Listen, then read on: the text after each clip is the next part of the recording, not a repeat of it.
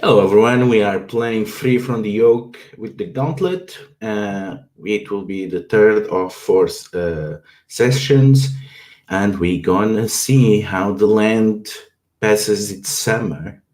A weird, peaceful summer, or some will think it will be the case. Something tells me it will not be exactly like that. So this is a game organized by the Gauntlet. The Gauntlet is an online community that organizes games like this with a special focus on indie role playing games. You can find more on the links below. This game, as such, is follows the Gauntlet inclusivity policies as well as the open table rules. So, if any moment you need to leave from the table for any reason, feel free to do so. We also have the following safety tools in place. We have lines and veils that we have been going with for the last sessions. But again, I remind that you should treat that as living documents. So anything that you just don't want to deal with today, or you just want to keep it low tone, just uh, uh, just add them to the lines and veils. We also have the X card, so at any point in the game in which you are not comfortable with something, anything that has been introduced, just signal in chat or in audio, or signal somehow on the video, make it known in one way or another. And finally, we have script change. So if we are on a scene that you're not entirely sure, but you want to do that scene, so we shift off over to script change, and we have editing tools like we can fast forward, cut, slow down certain scenes, rewind, and do whatever is possible to make the scene as comfortable as possible for everyone involved. Yeah, so last time we ended with the summer court, in which we found out that there seems to be peace in the lands for now, but there are mentions to some old promise, some curse to the land that has been broken. And if even if there is peace now, it seems that everyone is getting ready to start the war come autumn. However, the question is not that there will be war, it's pretty much inevitable at this point. The question is who will be against who. Everyone has different ideas of who is set out to be the new invading empire, who is working with the remnants of the old empire. Everyone has their own fingers to accuse to each other. But so far as Venuska, the voice of the land, is concerned, there are really only two sides, those that are fighting with her and those that are resisting. And we saw last session that Venuska is slowly but surely gaining a power base and more influence over the land. And we get back to introducing our families. So let's go around in the order of the character keeper, starting with the Union of Stone. Yes, I'm Mikael, my pronouns are they, them, and I'm playing as the family, the Union of Stone, which is, I guess, we're having some different ideas about what the right way to do things are in comparison to the land. Um, but we'll see. The Union of Stone, they're pretty much like. I mean, I am imagining them a bit as a precursor to like a workers' union or something like that. Of course, in a fantasy setting that entails other things as well, more like a guild, I guess. Um, and they're involved usually in the schemes behind the throne, and it seems like they also are this time. So I'm looking forward to see how on what side of the conflict we'll be landing here in the end. Yeah, it's me.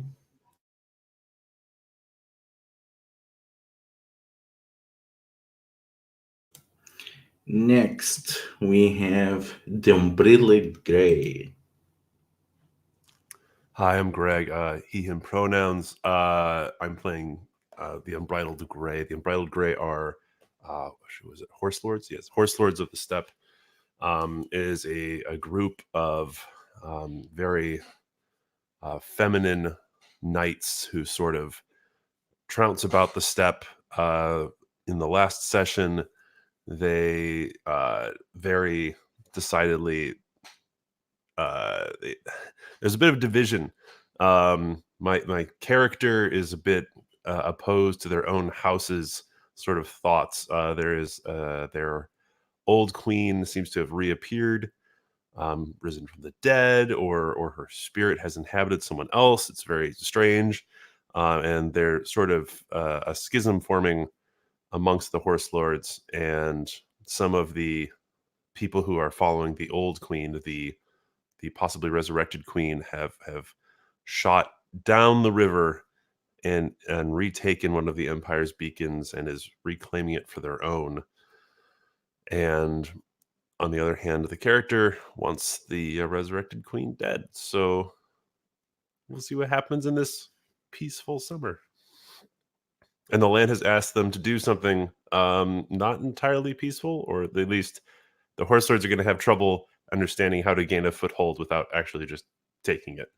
So it'll be interesting there. Yeah, and finally we have our third major player, the Architects of Autodidactism. Hello, I am Ferret, also known as Sawyer. I use any pronouns as long as they're said with respect.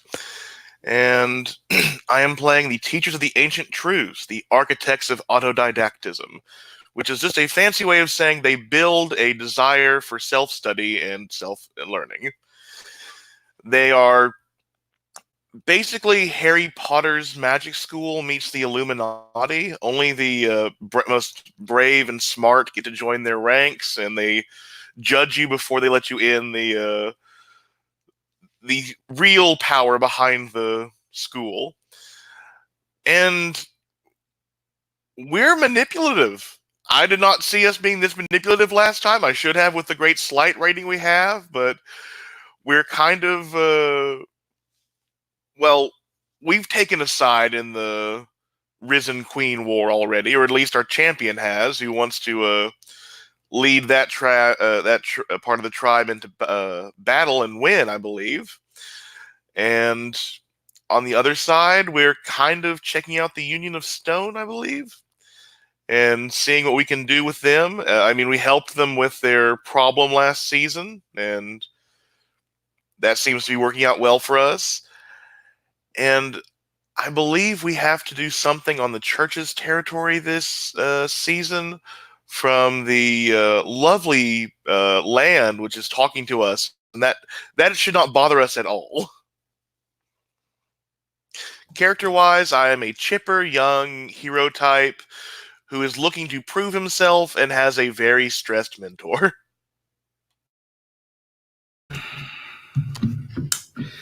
So we're gonna go around to see what the houses are doing at the beginning of summer. So let's start again with the Union of Stone. Now, summer is the best season to travel. And there's always people that have found their way to the jeweled city. And the guild court of the forgers always seems to be the place where they end up meeting, because they know where the true power of the city lies. So, which visitors have made their way to the Jeweled City this summer?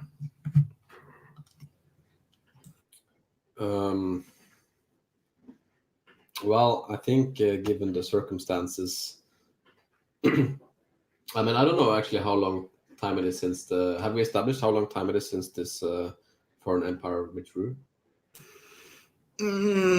I think 1 or 2 generations. It has to be at least 1 generation. There has to be people that are already born here. That is Yeah, the absolute minimum, considering the choices that we made for the church and the architects. Mm-hmm. So kind of like 10, 15 years maybe.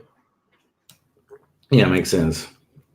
Okay, so I think that actually there's a celebration in the spring where we celebrate our freedom, and I think this is in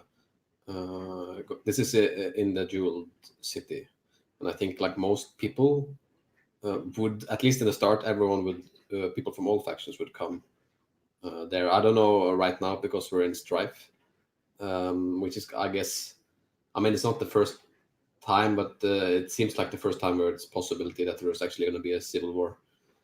So I'm not sure if everyone is coming. So I guess I'm going to ask around the table if each respective factions are coming or not.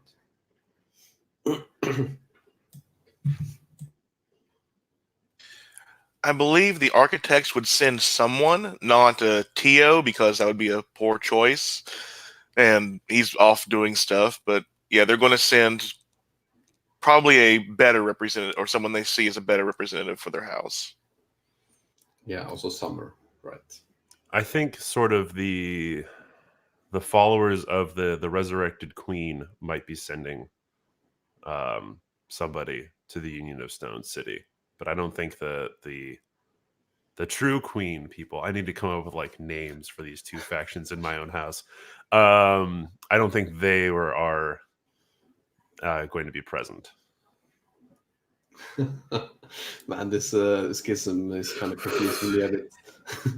Which queen are you talking about? True queen? Yeah. Queen So number- the resurrected queen people are coming. True queen is that the right. I think all of them call each of their queen true queen, so it's always even more confusing. Yes, always more confusing. Yeah, The true queen being the one who is supposedly been descended for many generations, and the one that was there present when they did the full divination thing. Mm-hmm. Okay, cool. So I imagine there's probably also some confusion within the city when which queen is coming, and is it this? I mean, given that one of the faction isn't coming, I guess they're putting themselves in the face of the Union of Stone. I think they're putting themselves in a bad position. But I guess they're not that into diplomacy. So this is an opportunity because the land clearly wants the reach of the forge to stretch into the territories of the church. And while the Primarch does not attend this in person, there are many influential people within the church structure that might be the new Primarch apparent. So who in particular you invite, it will be a good opportunity to see if they would be fitting for the position and if you could manipulate them.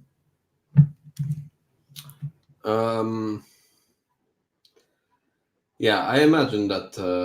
I think that the Union of Stone's position on this is probably to invite like the two most eligible candidates within the faction, like how the faction views themselves, because they don't want to like impose a puppet. So I'm gonna ask the other two to describe. Each of you describes one of the candidates within the church that are invited. So let's start with Greg. So two candidates from the Church of Our Lady of the Golden Pastures. Yeah, you pick one, Ferret picks another. Okay. I'm just pulling off of the. Ooh, okay. There's this wizened old temple guardsman who he's at least 90s. And he refuses to wear the new temple guard vestments. He has this like really retro, old, it's all leather sort of armor that he wears. And he also doesn't have any sort of bladed weapons. He only carries this sort of quarterstaff walking stick.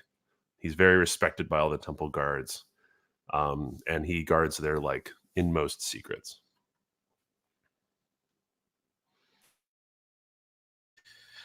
I think for mine, it is a pasture mother. She is golden brown from being in the sun most of her days. She is very hefty from a life of eating the same wheat that they grow in the pastures and just a lot of carbs. And she has long flowing robes on. Her hair has been bleached by the sun. It probably was brown to begin with. Now looks sort of strawberry blonde. And her ceremonial sickle also doubles as whatever weapon she needs. Can I ask a question? Firstly, for you, Fer, because it seems like Greg, you made your one very conservative here. Yeah, that would be fair. So is it the conservative and the more conservative, or is this lady? Consider her like she would be one of the cool preachers, pastors, priests, whatever you want. Like she's down with the kids. Yeah. Okay. So I think probably. Well, I think probably that the natural disposition of the also given, I guess, how those two are described, that they would favor the woman, both because it seems like they are a person who actually has toiled on the fields, which of course gathers sympathy with the union, but also because it's not a person who just sticks with old because it's old. But yeah, I guess I should try to see. I think can I get something out of this, and how can I then? Let's see. Yeah, that's the question. What you have these leaders here, and you can prop up one of them. So the question is, what does the house can use to manipulate this situation? What can they get from this? Also, just a clarifying question: the queen who is now visiting the festival, they're representing the land or not? Not right? Or is that not clear? Well, it's clear that the Venuska is representing the land. Whoever is opposing her probably is not, but it's still not clear. Let's see how that situation is. And it's her who's here? Yeah, it would be the followers of Venuska's. Yeah. Okay, cool. Okay, interesting. Well, I think it would be possibly an interesting thing to zoom in on here, possibly. Like this kind of thing of the houses where this gets decided. So is Venuska there? Yes, I think I want to see her there. Okay, so Venuska is there. Which main characters are there? So Theo is not there. No, so it's another representative of the house, whoever they sent. And so to like frame the scene, what I want out of it, or like my faction wants out of it, it's that I think that they want to position themselves in a way where they can both get a favor from. Okay, and so Natalia is there? Hmm? So Theo is not there, but is Natalia there? That's your character. Oh, yes. Yes, I think she is. Yeah, this is right down to her. And is Kelsa there? Maybe this time to actually Oh, kill Venuska. I'm so torn. Is Kess there to try and assassinate Venuska, or do I want to bring back a quick character? Oh, Or play go- Venuska. One of you two will have to do it. yeah, sure. Kess is there. I don't know if Natalia knows that Kess is there. So first, do you take Venuska? I'm Venuska once more. Okay. So why don't you set up the scene and what you want from that, Natalia? Yeah, well, interesting that we haven't. I certainly don't want Venuska to be assassinated, but we'll see. I think that what I want from this is kind of to both get something out of the church or the faction that I choose with the new head of the church, and at the same time keep try to make a first step to build an alliance between those houses that are now here against and find common interest, I guess. I mean, that's maybe impossible, but we'll see. Because the house really wants war. Yeah. So Venuska, you know that the land wants a new leadership for the church, but you don't know exactly who. You know who they did not want. That's why you killed them. But you know that you don't have the best reputation among the church because of that, because you killed the primarch to be. But the land wants you to get someone to mend your relationship with the church, because you feel that the land is telling you that there is still a role that the church has to play on this thing.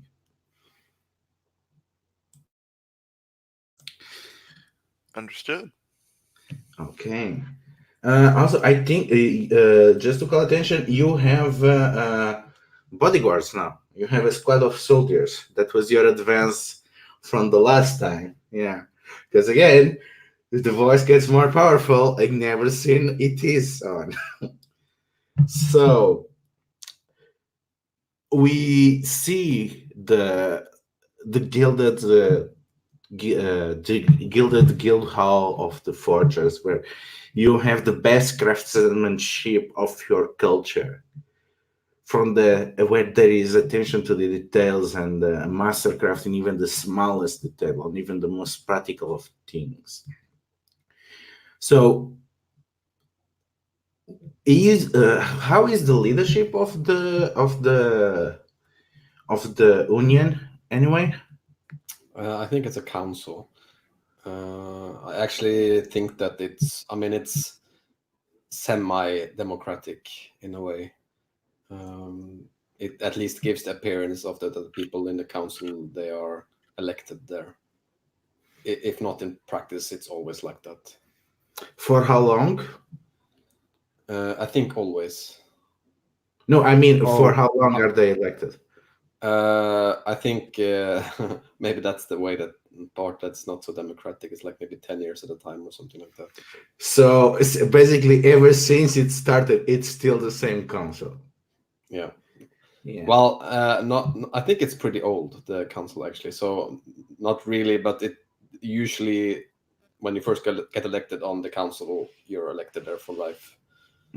Unless there's some new, I mean, that's the way they survive, I think, is that whenever there's some new movement, they have the option of, electing them in and reform. So, yeah. So what is, in that case, so there is this big council dais where all the members are gathered for this celebration, where each of them is showing themselves to projecting power upon the guests, because all of them are leaders of churches and kings and queens and who knows what. Probably there's also some minor emissaries from the empire and from the trade towns among these illustrious guests. So they are at the most, let's say, ostentatious as they can be. How does Natalia feel about the council?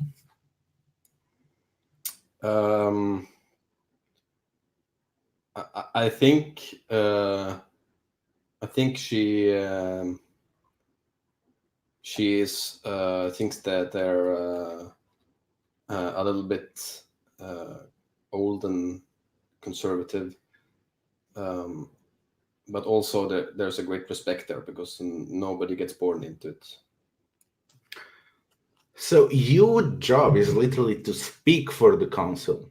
Mm-hmm. So is there anyone in particular on the council that Natalia sides with, or some faction within the members of the councils that their principles aligns closer to Natalia's?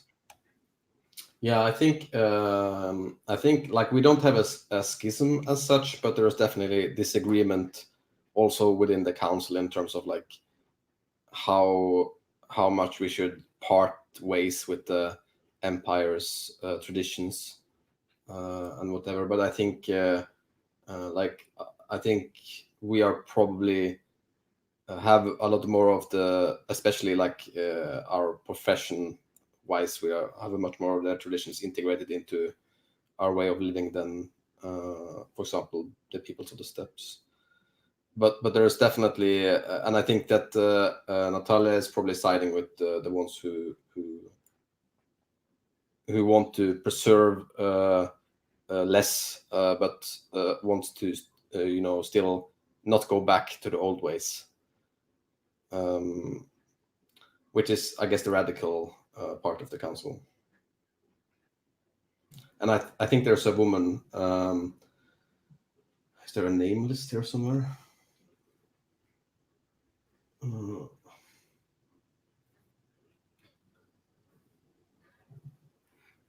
There is a name list here somewhere, isn't there?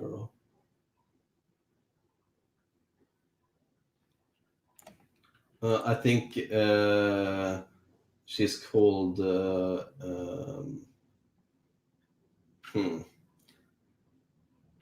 Well, I think she's called Bogdana, and she's quite. She's a pretty young, she's the youngest member of the council, and I think she's like the only member of the council who wasn't born when the who wasn't in the council when the empire split ways. So it's expected that each of you is bringing each of the emissaries is bringing a different gift. So, Kessa, which gift are you bringing on behalf of your queen to the Union of the Forge? I don't think Kessa's bringing any gift. I think she, death. I have this idea of what Kessa wants to do to sort of disrupt this meeting. And it's leaning into a move. Kessa wants to appear atop the resurrected queen's horse, which no one has seen. Because my house has the ability to call forth a steed of it's part of their ritual. So I think that's Kessa's plan to disrupt this meeting. Okay, so let's go with Venuska first. So which gift is Venuska offering? Ooh. A gift from the land. I think she's bringing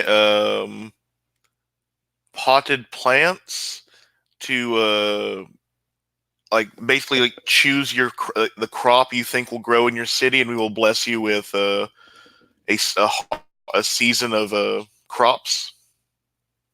Oh, I really like that actually, because I'm imagining the city, because I have a lack of land, so I imagine the city is And I also imagine that it's very like gray because all of the buildings are made with stone. So that like fits very nice aesthetically.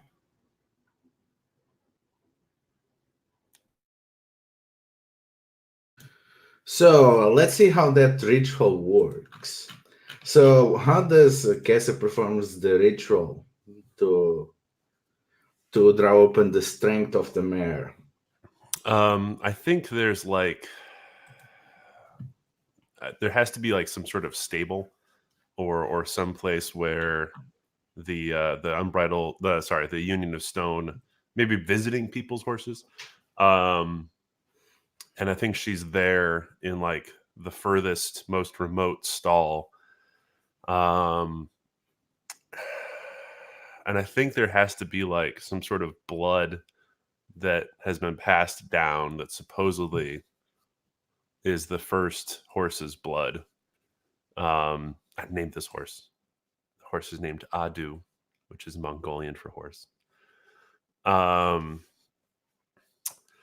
And I think she has to like spread it in the straw, and she's sort of like, you have to make like a straw effigy of the horse and then give it life.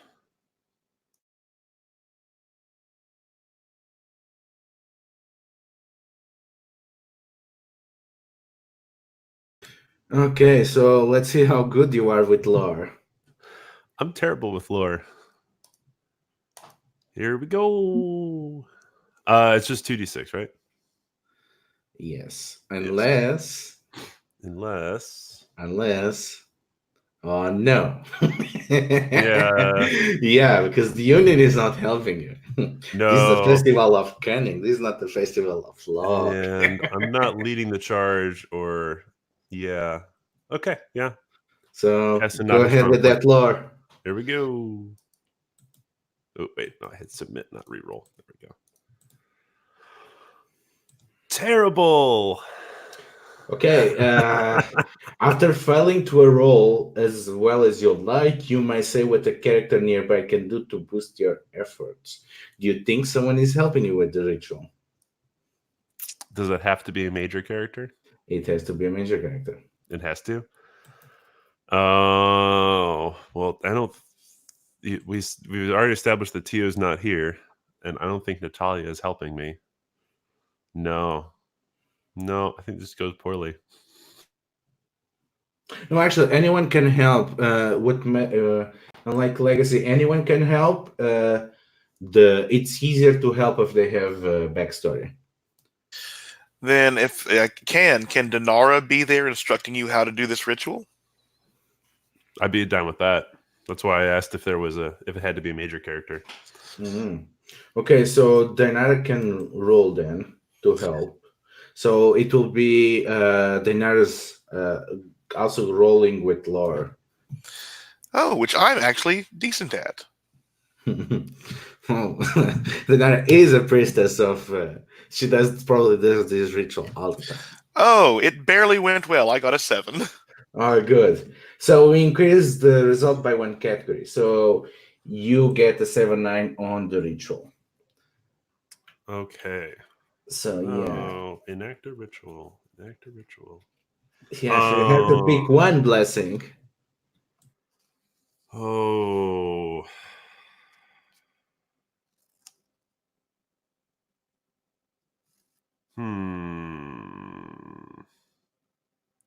I'm tempted between magic does exactly what you desire, no more, no less, and I gain fleeting advantage. I mean, don't you have to have no doubt that that is the horse of the Returned Queen? I kind of have to have no doubt. So I'm going to do it. The magic does exactly what you desire, no more and no less.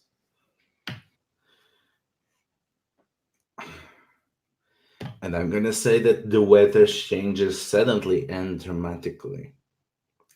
So when it will be more dramatic. So as soon as Venuske is done introducing the bounty of the land to the great excitement of the people,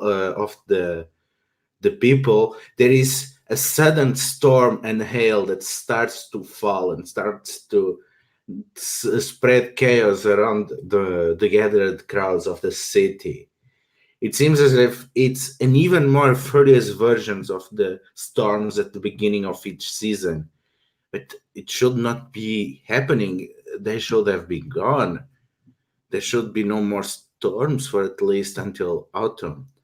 There's this terrifying hailstorm, and there's a mounted shadow approaching in the middle of the hail. What do they see as Cassie enter? Has everyone played Breath of the Wild? Zelda Breath of the Wild? No? Okay. There's a really big horse in that. It's like an outsized, too big horse. And that's what Adu looks like. It's an absolutely black horse that is like too big for a human. It's not like 50 feet tall, but it's like it's too big for a human to ride it. And so Kessa actually appears small atop this horse, but she is carrying her warhammer, and has this like ceremonial horse headdress thing with these big beaded ears that come off the top of it.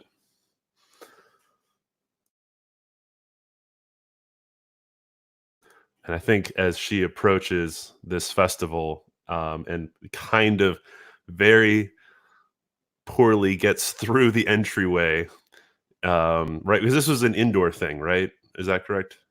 I would say it's kind of 50-50. You know, there's an open courtyard probably for the people. There is an indoor party. Unless the people are definitely out. I think it's like a procession, simulating like the Empire leaving. But they're all running in because it's hailing, yeah. So, yeah, the hail is getting quite strong. People are looking for any shelter they want. So I think Kessa's going to like kind of slowly walk through this hail, and as she enters this area with the dais and all that, she's going to sort of pull up her warhammer and point at Venuska. And I think she'll say something along the lines of like, "Natalia, how dare your people entertain this imposter queen? She does not truly speak for the land."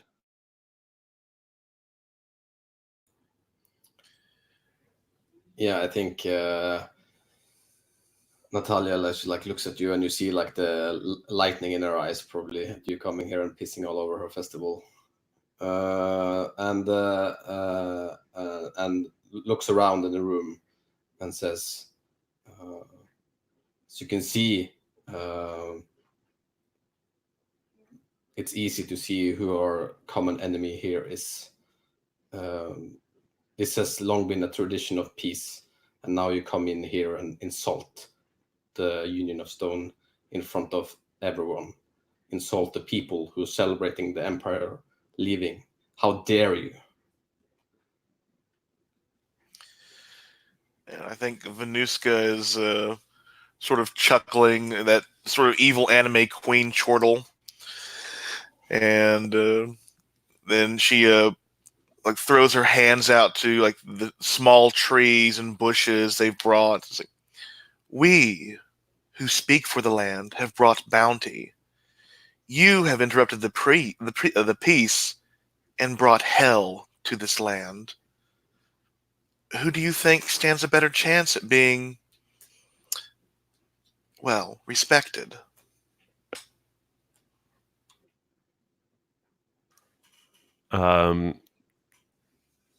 And I think Kessa wants to sort of get down off of Adu, which is probably not exactly graceful. But walks up and goes, "How can you truly be the resurrected queen? How can you truly speak for the land when I ride Adu?" And she's trying to sort of, I don't know, very poorly probably, curry favor with the people here. Well, I think like the people in like major sense is definitely outside running away from your hail. This is like the high echelons of Maybe Kess is trying to impress their family members who are here. I think, and also in a way, Kess is trying to impress your own honor guard, for they would be Venuska's bodyguards are also from the Unbridled Grey, are they not?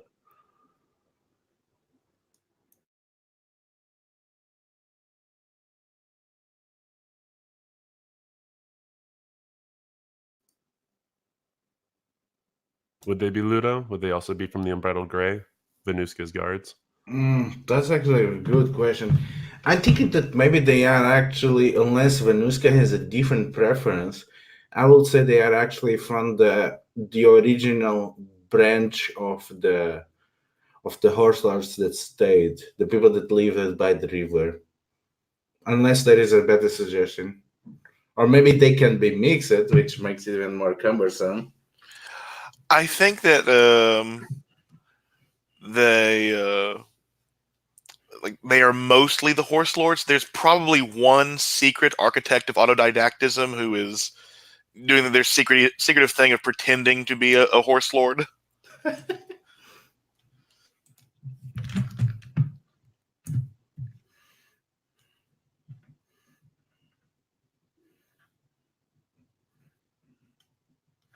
don't know. Is there a move for that to sort of turn the honor guard against Venuska?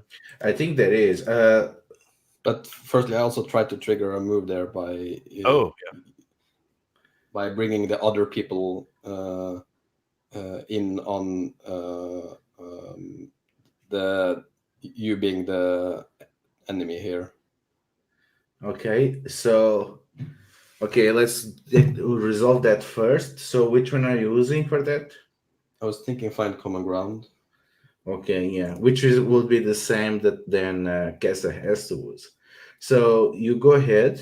So the thing that you ask someone to do something for you. So basically to consider Kessa the enemy. Is that correct? Okay.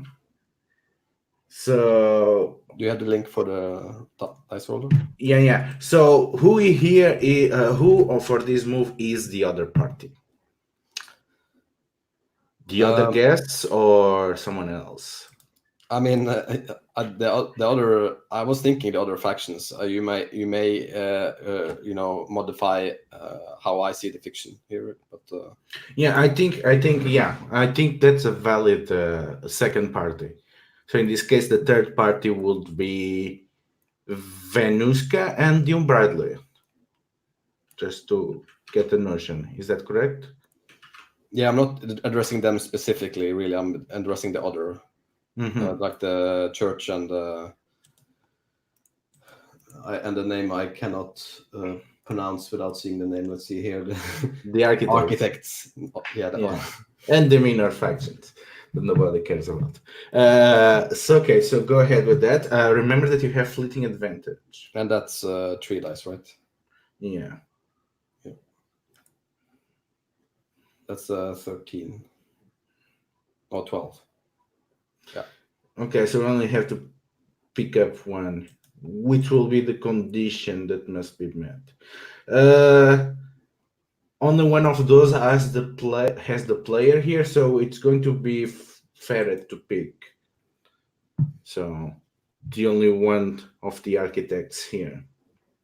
So pick one of the options from the move. What will the architects and the church demand to recognize Kessa and her queen as the enemies?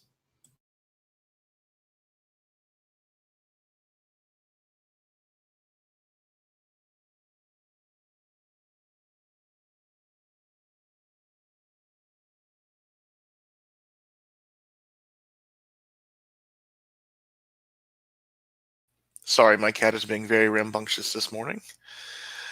They will back it. They will back you up.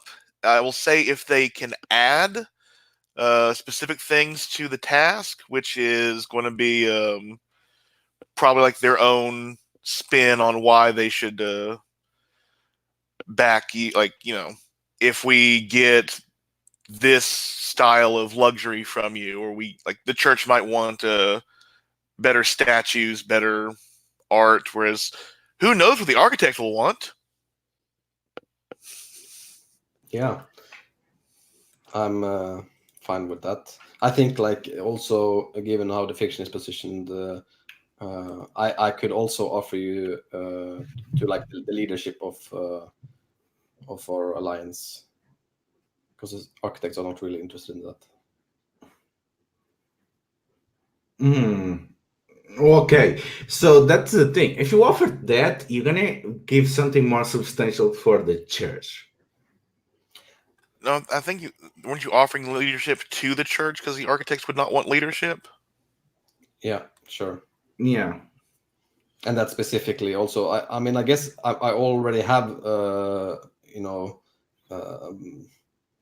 already have kind of some power over the church, as I am choosing the Primarch. So you can actually make the Primarch Ascendant the leader of the Alliance? Yeah. Is her name, Ferret? Ooh. And the church never described their naming process. No. I think the pasture mothers are named after the different grains that are harvested. She is Saint Lentil. Okay. So Lentil is going to lead the church. Okay, so it seems like, Kessa, you seem to have the crowd turning against you. And you can see everyone basically recognizing you as the threat to the peace. This peace that has been so hard earned. They still remember the bloody fights at the beginning of the spring, and they're still too fresh, the fights against the Empire. So everyone is kind of turning against you and your people. So what do you do? I think Kessa just has to throw down at this point. And straight up challenge Venuska, draw the circle, that sort of thing.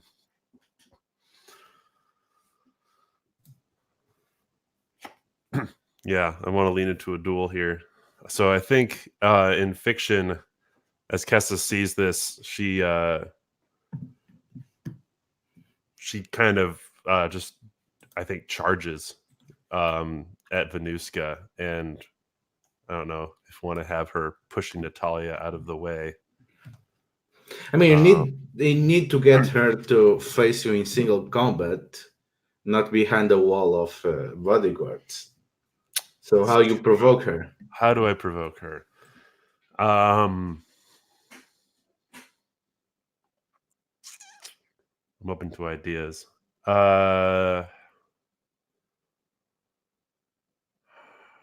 Ooh. Yeah.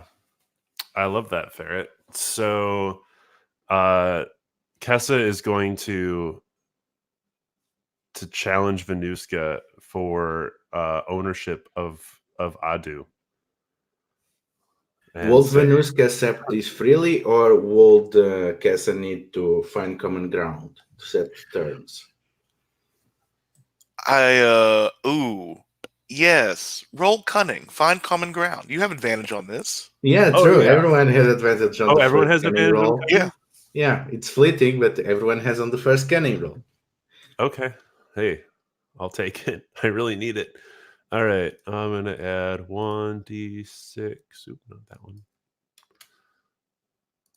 Do it has to be a different number or anything for this particular roll? No? Okay.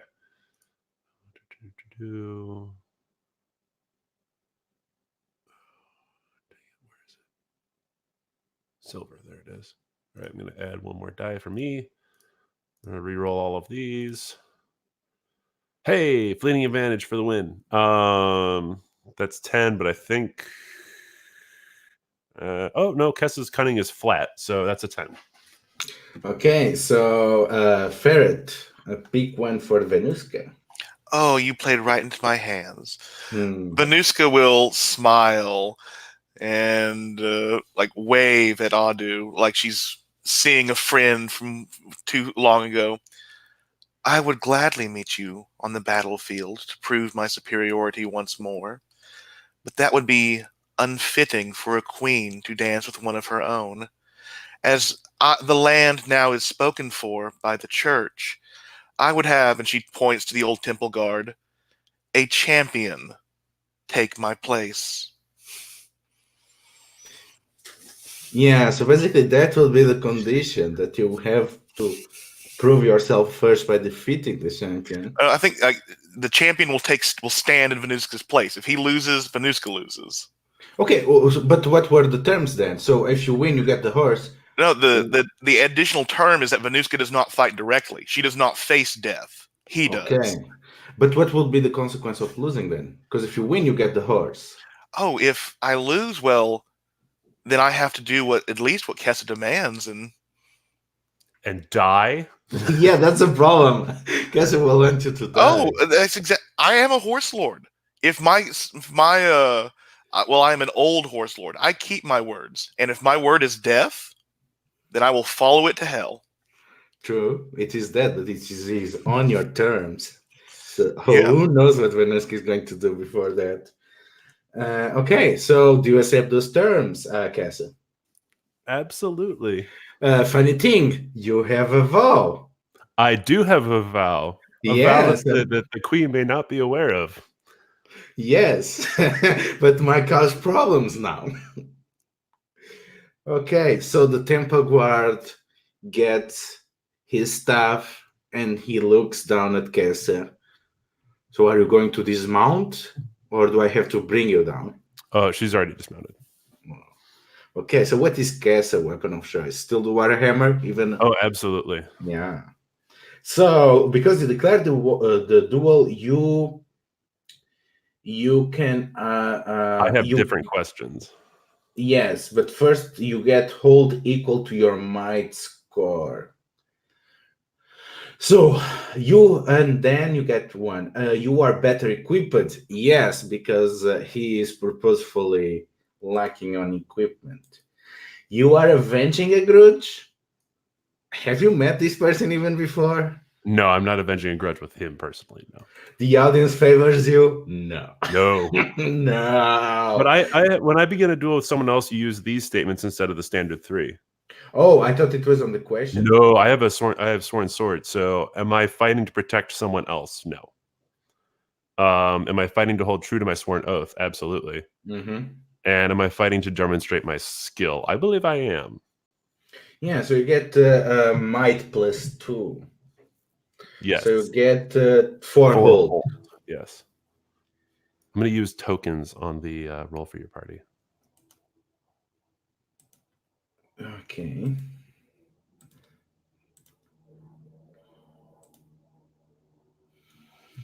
Okay, so I think you take the first turn.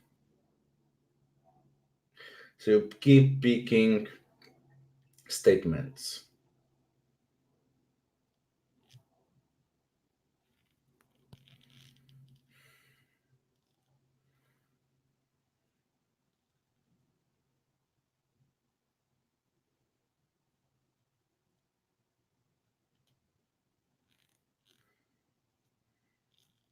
Let's see. I will take I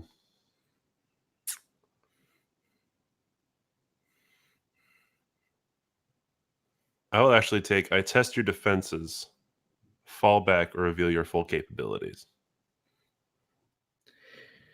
Yeah, you try to give a good swing, but it seems like the old man is actually pretty flexible for his age, and he's able to parry your blows to the side as it circles around you. And it seems that he has way more reach than you can imagine. So it will be very hard to counter him when he comes for you, as well as if he's prepared for your swing, he probably gonna get the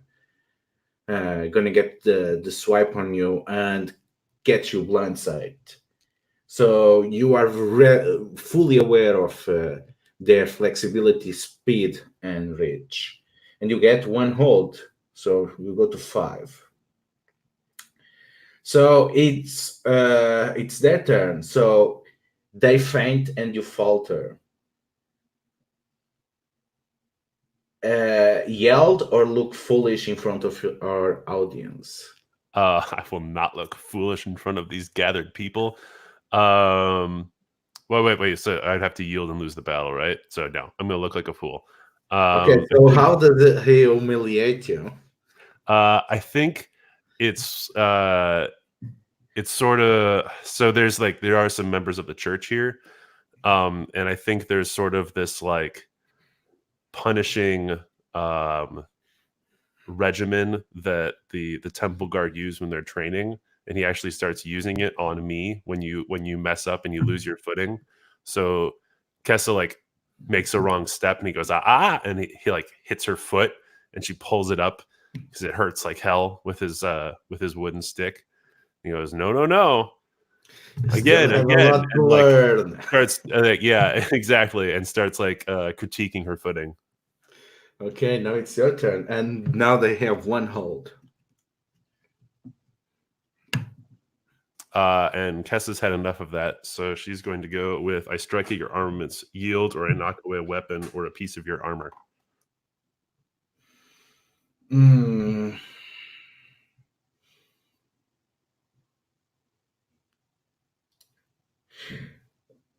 What was the armor again?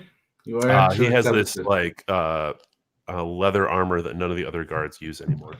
Yeah, so I think basically he's going for a parry, and you expect that, so you recoil the handle of your hammer, so you are holding pretty close to the head, and then you upswing it, and as the staff is going to connect with the staff of your hammer, instead it hits full on with the head, and it snaps in two. So you break his staff. So you get 4 hold.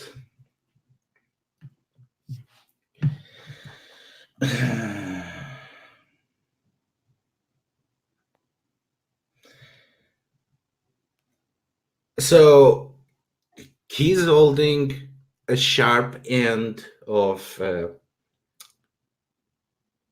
staff, and he gets inside your guard because you had to lower your reach too much to get this flow, and he rams with you with the spiked edge of the staff, and you can either yell as he closes into that, or he's going to put that between your shoulder blades. I'll take the hit. So take a flash wand. So I'm just checking the harm track because it's the first time we've used it. It looks like I Yeah. have 5 ticks and then I'm dead, or 4 ticks and then I'm dead. Let me see them again. So there is a difference between flesh and okay, flesh wound, heavy wound, and then dead. Okay. Okay. So I'll take a flesh wound. Okay, that's good. Sorry, I just saw it on Tio's. There we go. Okay. So how many hold does he have left? 0. 0?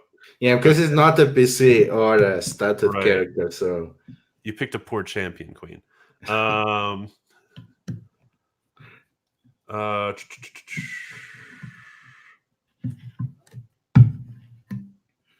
will get my weapon inside your guard, yield, or take a flesh wound.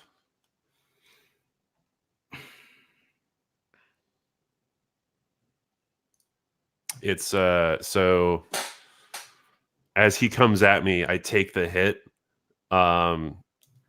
but he doesn't realize that my warhammer has been swinging around behind me, and it's coming right for his chest.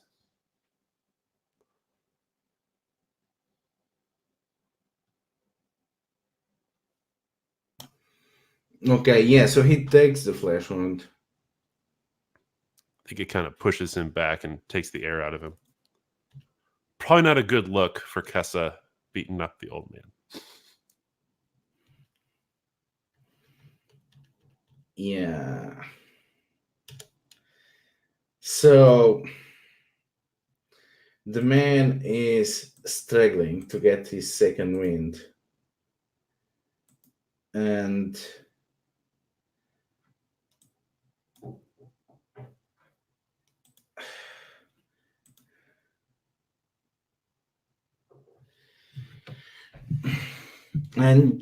he looks at where he pierced you, and he's now unarmed.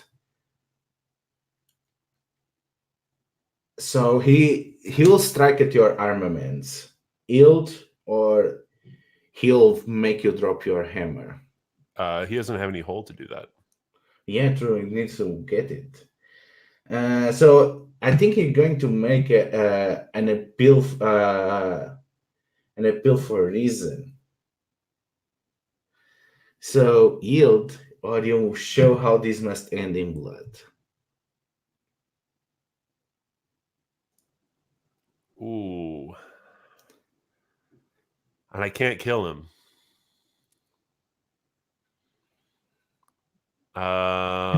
Wait. Okay, hold on. Maybe script change. I'm not sure. I can't be harmed by honorable warriors, and it doesn't seem like there's any more honorable warriors than him. So how are we going to deal with that flesh wound that I took? Flesh wounds are more angry, bruised, distracted, Okay, spineless, got it. Okay. winded. They don't count. So it's not. I can't take a mortal wound. Okay. Yeah. I guess I can't yield. Oh, I love PBT games and their unwinnable situations. I think Kessa's not going to yield. She's just going to start pounding the very probably precious and holy ground of her friend Natalia with her warhammer, and just slowly advancing on him while breaking the stones. She's crazy. Okay. I think I want to basically intervene. I have a move I want to make before, sort of ending the duel, if that's okay. Yeah. The question is it going to win now?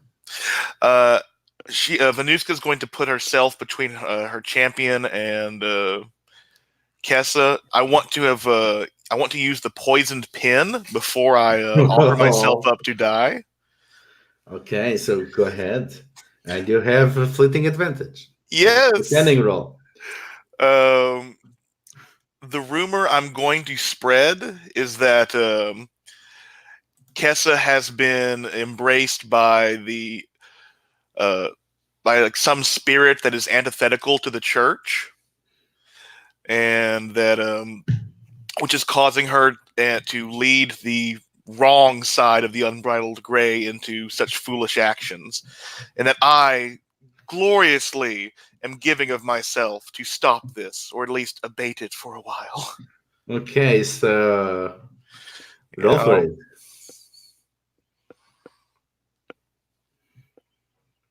Oh, that is an 8. So yeah, I've never wanted you to roll so low in my life, Ferret. I'm so sorry. Saint Lintel will hear the rumor exactly as I wish. But I think I've been whispering to Saint Lintel this entire time about how obvious it is that Kessa is possessed, don't you see, by a spirit of war, anger, and despair. I cannot let one of your own lose his life for me. And then sort of sweeps him forward as Kessa starts slamming into the ground, and she holds out her hand with a tear streaming down one eye in that womanly, brave fashion. Adu, I will miss you, but we will be together again soon. We will ride into the true halls of destiny together once more, my friend. I cannot allow you to take the life of this man standing for what he believes in. You have won the duel, and she will kneel and bow. Take your prize.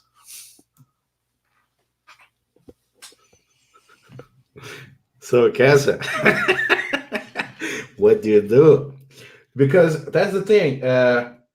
They did not pick you to be ignorant, so you know that you are being played. So I'm interested actually in what Natalia is doing, because I think it would be fun. Kessa's vow is that she's dethroned, not that she's killed, but that Venuska is dethroned. And I'm wondering if Natalia could somehow make that happen. Because Natalia is very interested in peace, and I think it would be cool if, like, Natalia stops Kessa. First of all, let's see what is Natalia's reaction to this. Yeah.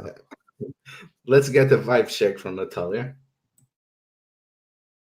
Yeah, I think shocked anime face, nosebleed.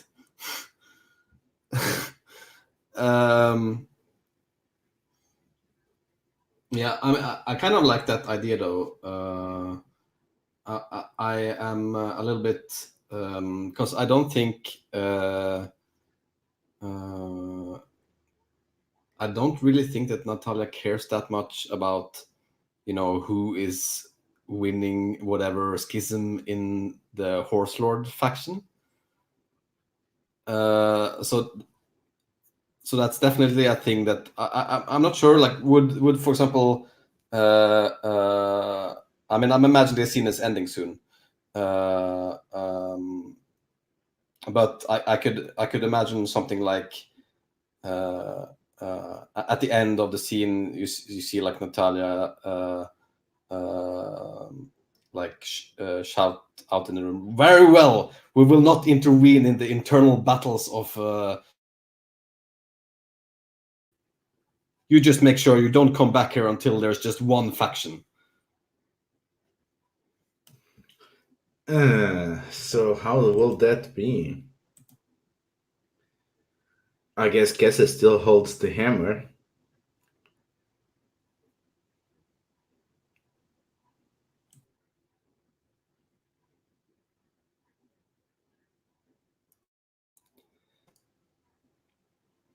I'm trying to think if there's any way I can dethrone her without killing her. I don't know. I just like Venuska as the arbiter. I think she's troublesome and it's fun. It would be a good thing if Natalia had a move that helps exactly with that. Do I? Is that what you're saying? Voice of the crowds. If the purpose is to remove a leader, that's the perfect move. Yeah, that's true, I guess. And I think you can. Yeah, I like that. I imagine like you see.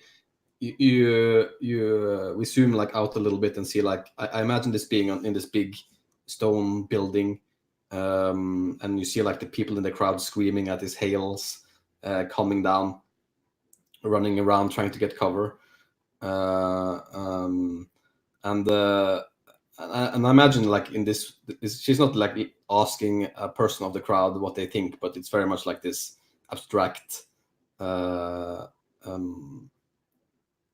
You know, I think from her perspective, at least, listening to and being like the voice of the crowds herself, if that makes sense. Yeah. So, okay, roll for it. And you don't have advantage anymore because it was only fleeting. Oh, that's an 8. No, 9. Okay.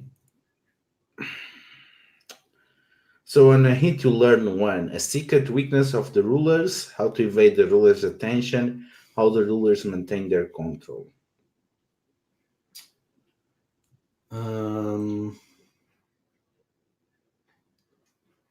I think probably here the most appropriate is the secret weakness of the rulers.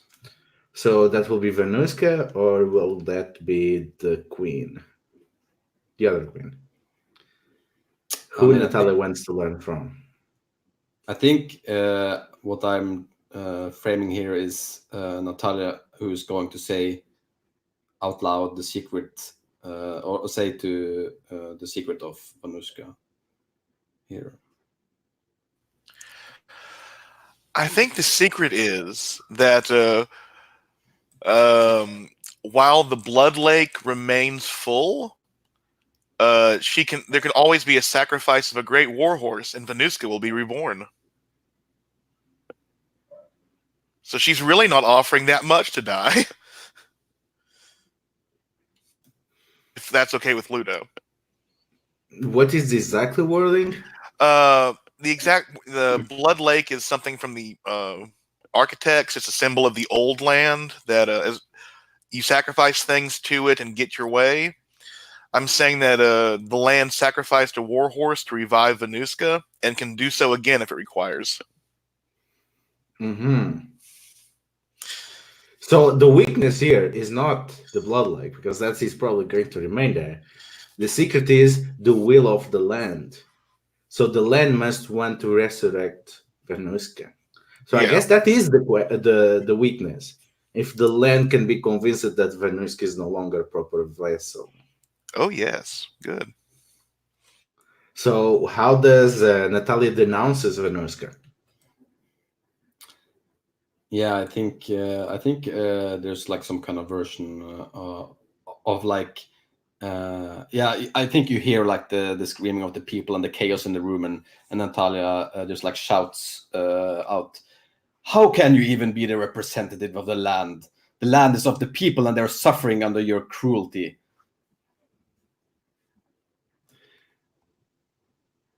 So do we cut the scene here, or does anyone want to do anything before? So does this count as fulfilling the vow? No, you still need to dethrone her. So the only way to dethrone her at this point is kill her, but then another one can rise. Yeah. Unless you convince the land that she should not rise before she's risen again. Yeah, then she's not, invested with the rulership by the land. I was thinking maybe I should make a dam. Empty the lake. True. All right, I think at this point Kessa's gonna kill her. Yeah, she's going to come back next episode. Yeah, of course. Well, not unless I have to secure a foothold in the forest, and I think the Blood Lake is in the forest, is it not? True, I think so. If my house could hold together, we'll find out. What is it? Oh no, it's not. It's No? not. No. Oh. It's in the church territory, I think, or close. Yeah. So I think Kess is gonna deal this killing blow to Venuska. Okay, so as a zoom out, I have a question. Well, I actually have a lot of questions. Question number one. So clearly you sought allies to bring down a corrupt leader. It just started one and ended up with another. So you're gathering allies to fight Venuska, Natalia. So you got the church and you got a faction of the church. The Templar Guards faction might actually have a different opinion because of Venuska's actions. But yeah, you found allies within the architects and the church. And I guess also at least Kessa and maybe her queen faction. So in this case, I take that the corrupt leader that you are bringing down is Venuska. Is that correct? Yeah, I think at this point definitely it is. Okay, it's interesting how that turned out. Yeah, I'm not expecting that at all, but I guess this is what duels do. Especially when either side cannot or want to kill each other. So say a group who's suffering under Venuska. I'm just gonna look at the map because I don't think it's us because we have defenses. Let's see. I think so. I think maybe like if you don't mind for it, I think possibly it is actually the architects. That would make sense to me, actually. Yeah. Because you have borders and there's a lot of intertwining there. And I get to picture a group that has been profiting with this. I would say that despite their half of them aligning with you, they were kind of hoping that you're going to fight the other queen because they have been benefiting from Venuska. The church has got their temple back, well, allegedly. Once this is all done, Venuska is going to return it to them. And they have been rather peaceful. And in fact, on the division that is happening among the horse lords is benefiting their infiltration of their cult. So they have been gaining a foothold across the land during the rulership of Venuska. And you get the feeling that if given enough time, the church and the Venuska regime could become one and the same. So you get the feeling that they are profiting a lot from this, and that if they don't have to commit much to help him, yeah. But now I have gotten them to commit on the other side now, right? Yeah, at least the followers of Lentil. Well, I guess I'm gonna make sure that Lentil Yeah. takes power then. Yeah, things might be different as someone else takes power, but yeah, even if they have benefited, they also seem to be willing to depose her. And because of this chaos, I'm going to increase the turmoil of the. Land to 1. Okay, so next we get to Teo. So what has been Teo doing while this is happening? I'd like to do a family move before we do zoom into Teo, if that's okay. It's not zooming in. We are zooming out, and because Teo was the only main character that was not involved, you get to establish something that he has done. Well, I remember he was going to war with the horse lords that were seizing the forest. Mm-hmm. So I think he's been scouting out the battlefield that they're going to be doing, and I want to use my new move while I've been scouting these lands of the forest. Teo's move or yeah, Teo's Walker of Ancient Paths. Well, I'm technically going to be using 2 moves. One is just adding an extra token to pitched battle. But Walker of Ancient Paths. You are in tune with the land itself. When you meditate to sense the energy of the land, roll plus cunning. On a hit, you have attuned to the terrain, and when you enact a ritual in the area, roll plus bravery instead of plus lore.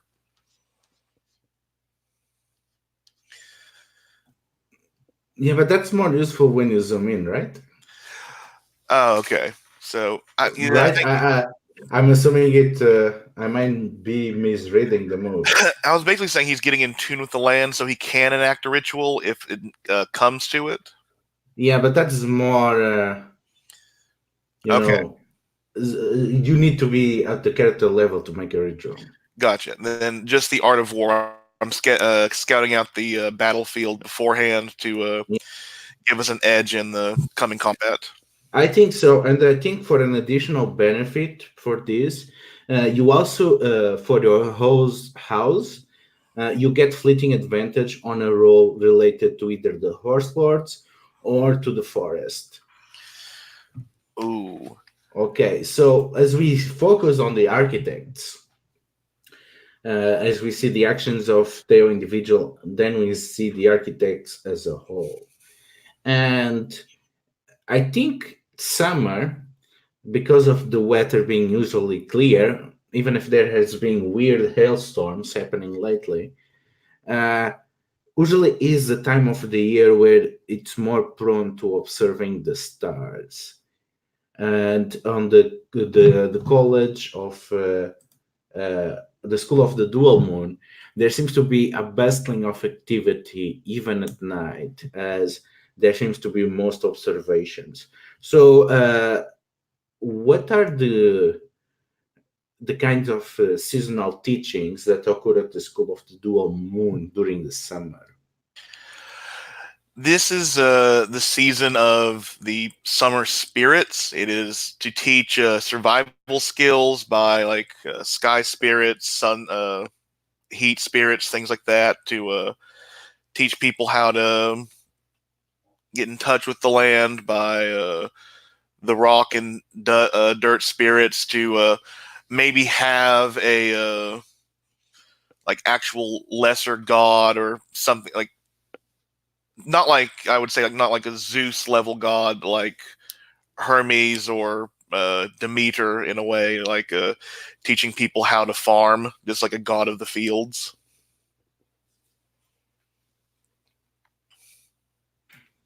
So the news came to the architects that about the events on the jeweled city, and in particularly the weakness of Venuska is revealed. That Venuska is going to keep coming back as long as the blood lake remains, as the sacrifice can be performed. So, what is the reaction of the architects to this knowledge? Well, the Blood Lake has always been ours. It's just it was since the land has changed up, it's no longer on our circle. So we're going. Oh, are we going into battle? We might have to seize the Blood Lake by force to prove that we are the rightful owners of this history. Yeah, but would you be willing to destroy the Blood Lake? Oh, we're not going to destroy it. We're going to own it. And if if the land wants to resurrect their queen, we'll set terms. So the architects are not interested in disrupting the relationship of the land to the queen either. We're interested in monetizing it at the moment. Basically, we want to have it, but that way, like if the land starts getting too big again, we can destroy their system of resurrection.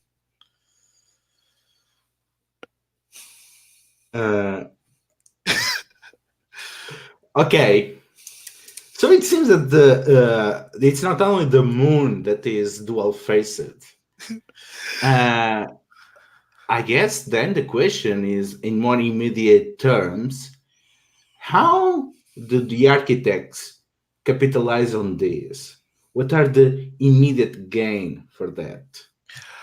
The immediate gain is to practice their own rituals that they have from the history of the Blood Lake at the site. I mean, they have so many books and scrolls about what the Blood Lake used to be used for. They might as well try it out now that the land seems tied to it. Yeah, because it's come to you. Well, this seems too good to be true. There are no rituals without a price. A war horse is a nice start, but is it all? Is Venuska that comes back and changed and touched by the experience? Yeah. And what happens during winter? Okay, so how are you trying to get to the Blood Lake then? Are you trying by force, or are you trying to infiltrate the church, or something else? Oh, this is definitely going to be seizing by force because we have a special move for that.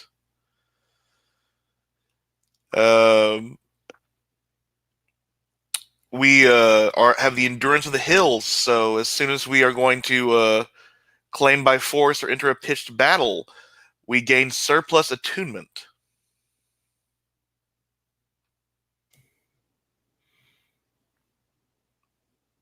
Okay. So you gonna get advantage on this or not? I think we're using the knowledge that there's a schism in the church to like go in when the people who are who would at least be on our side would be most close to the lake and wouldn't want to interfere, or be a buffer between those who would want to interfere in us. So we're using the growing church schism to our advantage. Yeah, and you also have hold on the church. Okay, so let's go with that. You're gonna have fleeting advantage on claim by force, Yay! I need it. and you get surplus attunement. Yes, and How that manifests? I think as we're marching there, spirits begin joining us. But it doesn't matter. We got a 5. Okay. Delicious. Unless, Delicious. let's see, is there anything we can do as... You can get advantage before. That's the thing. Oh, yeah. Okay, first thing first. This is, you are basically waging a war from one end to another of the map. So that's going to cause massive turmoil on the land. That's going to be the first thing. Next, the second thing that is going to happen is, let me take a look at. Oh, so because you are starting a war where there was supposed to be a truce and people were working their crops, your crops are in danger. Oh, You start hearing about riders from the forest, about people that are not pleased that you are marching against the church. They start revolting, and soon your forces end up cut off from supply lines, and it seems like your crops are on risk. Unless you do something fast, you're gonna lose your crop surplus, and if things go poorly, you might even have a desperate need for it. ooh. So I'm putting your crops as they are dispersed in risk. And as that is happening, let's switch the game of shares of the houses. Actually, no, let's take 10 minutes break, and then we come back to the unbridled gray.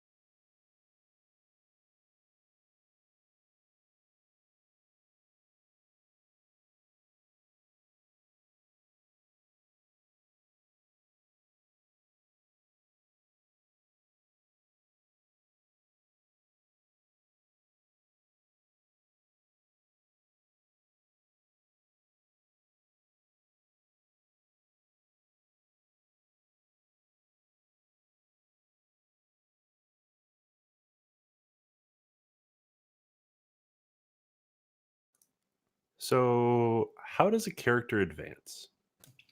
You advance a character by marking your role and then changing role. So the moment you change your role, you also advance. Does Kessa change her role then? You still did not dethrone her. That's right. Okay. Poor Kessa. Yeah, I think I might actually succeed in retiring my character if I keep it up at this rate. Actually, you mark when you swear the oath. You don't need to fulfill the oath, now that I see it. So you can change your role and advance. And I keep that oath? You keep that oath. Oh. Yeah. I thought you needed to fulfill it, but no. You mark it when you swear. Ferret, I was saying that we're going to change, but actually I have another suggestion. You mentioned that Theo was on the forest, but will Theo be part of the invasion force or not? Ooh. Well,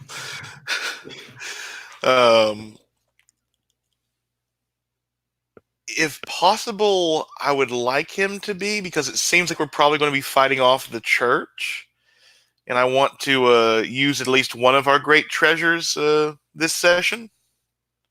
Do you want to zoom in now or later? If it's okay, I can zoom in now. Okay, so what? So give me the purpose of the scene. So what is Theo doing on church lands?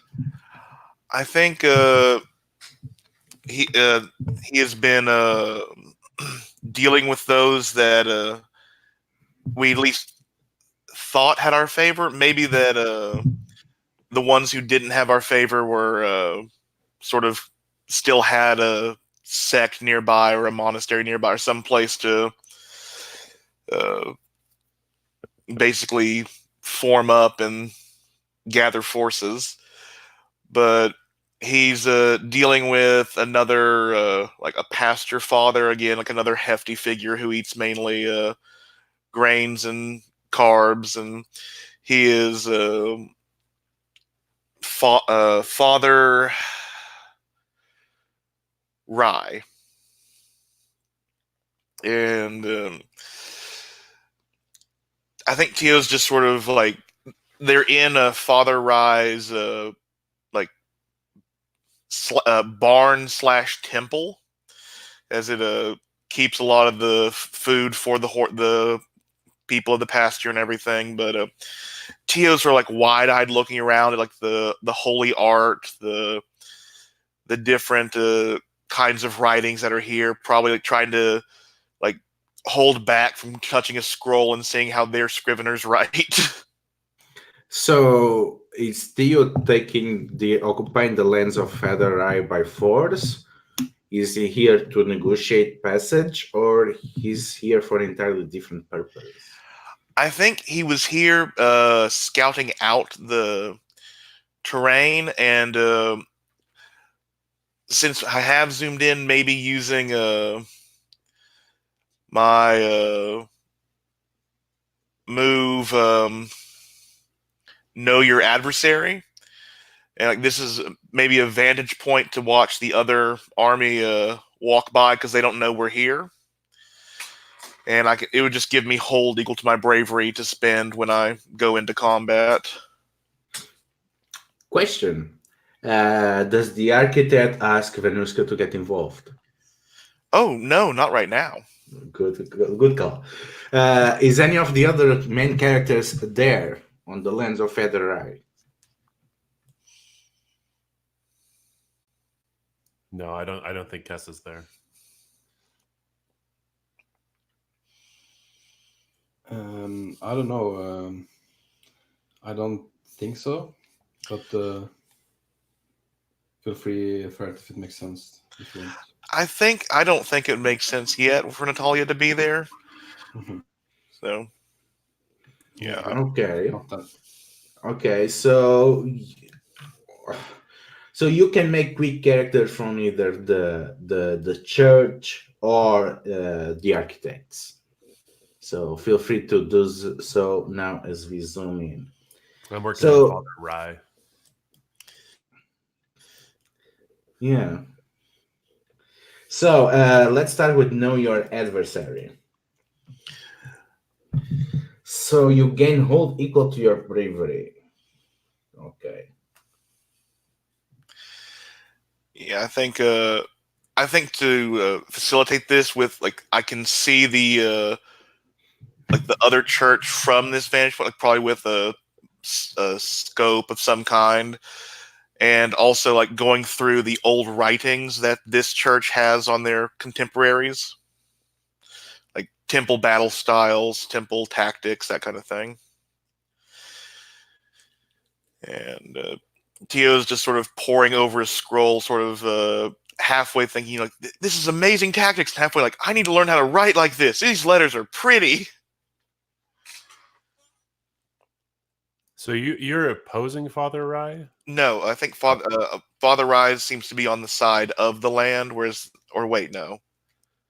Is Saint Lentil's people on the side of the land, or is the temple people who are on the side of the land? Well, depends. Do you call Venuska the side of the land? Yes. Because they, all of them believe that they are on the side of the land, but they are against Venuska. So I would say Father Rai, if he supports the Temple Guard as a candidate, he is going to be in favor of Venuska. If Father Rai supports Saint Lentil, then he is against Venuska. Aha. And Saint Lentil is supposedly supporting the architects. Yeah. So as you can imagine, this is quite a bit of embarrassment for her. You are invading after that. Yeah, so I think other than yeah, I think that we're attempting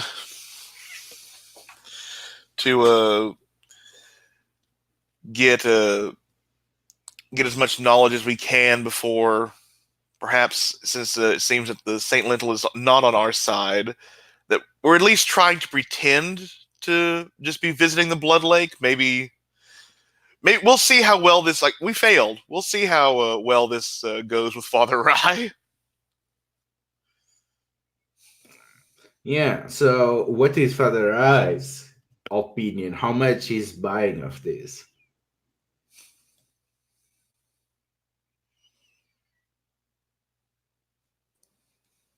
So, sorry, I found the game that has more complications than Hearts of Wulin.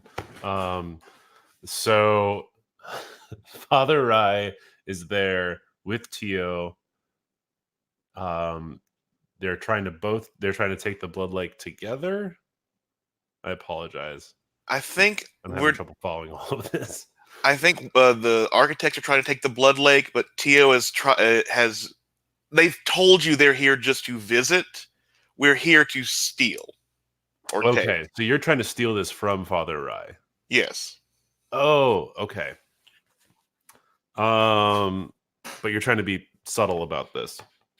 Yes. And sorry, what was the question, Ludo?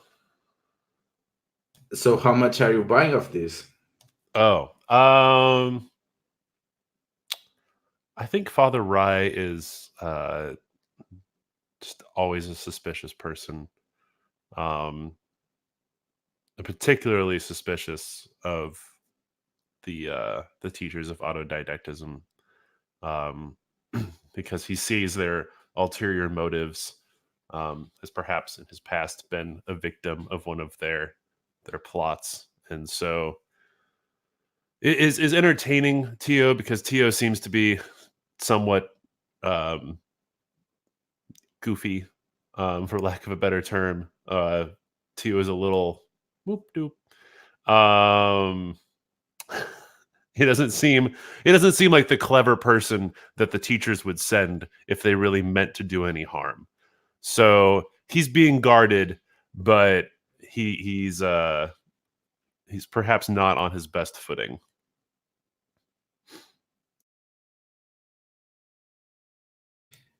Okay, so let's go to Michael and see what their character is for this scene. No idea who a character would be here. I have already Vesna, but I'm not sure if it makes sense if she's even there. I mean, she probably is with Theo. Sure. Okay, so as you are doing your study, Father Rai interrupts you. What is Father Rai bringing up? Aren't I supposed to get like a direction from the land or something of what I'm supposed to accomplish? No, only Venuska gets that. You can play, yeah. Okay, gotcha.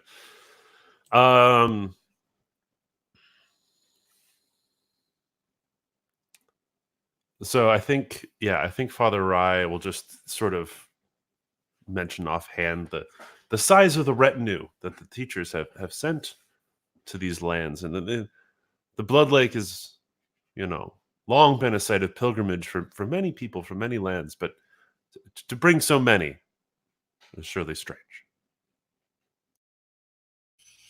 With what's been going on with the land and everything, we don't know when we're going to be able to see the Blood Lake again next. We just decided to come in great numbers. I see. I have heard a rumor from what was it? Mother Lentil, Sister Lentil, Saint Lentil. It's probably way up my pay grade. From Saint Lentil that such a terrible thing happened in the court of the Union of Stone. Surely someone like yourselves was not there. Have you heard of such an event? Oh, rumors come and go. We work at a school. The students like to gossip among themselves. I've heard some things about it. Yes. And hold on. What's Tio's connection to Kessa? You guided him through your lands and taught him how to survive there. And were you not at one point a friend of Kessa, young Tio? Oh, no. I'm still friends with her. Oh. I have heard dark things, child. I have heard dark things.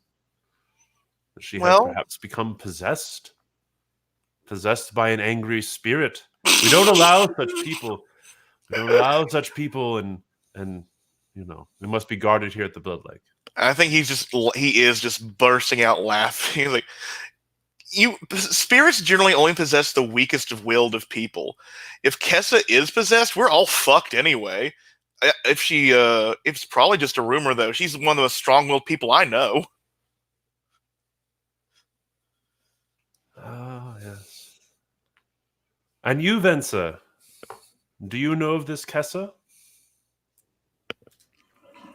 I think Vesna looks around, confused at why this old man misgendered her, and is like, me? Old man, I'm a woman, okay?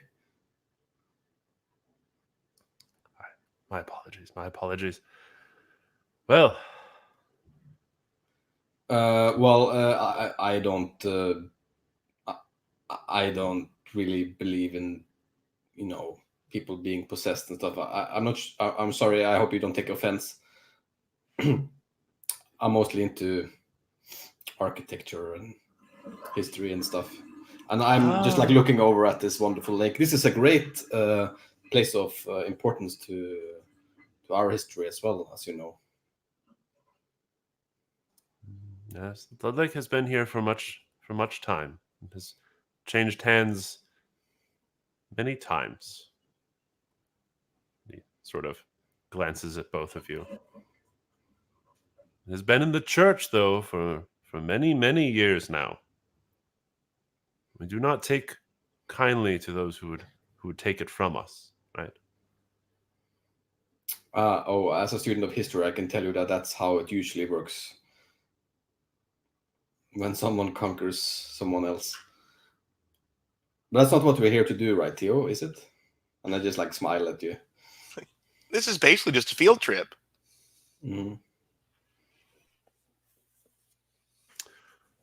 And I think at this point, Father Rye is going to take them on a tour of the defenses that the church has built around the Blood Lake to protect it from invaders, and just sort of very casually show off the actually very impressive fortifications that they have built. Not giving anything away, but trying to dissuade them from any sort of foolhardy actions. Yeah, but Theo, being a trained scout, there's one thing that Theo immediately realizes. Theo realizes that there is no way the architects can overcome these defenses on their own. What is it? I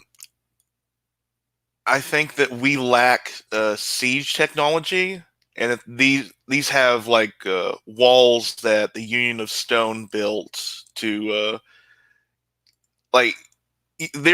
there are 2 entranceways, and the rest is just walls around this lake to keep people from like sacrificing their children or sacrificing their grain or sacrificing anything just to like make their lives a little bit easier.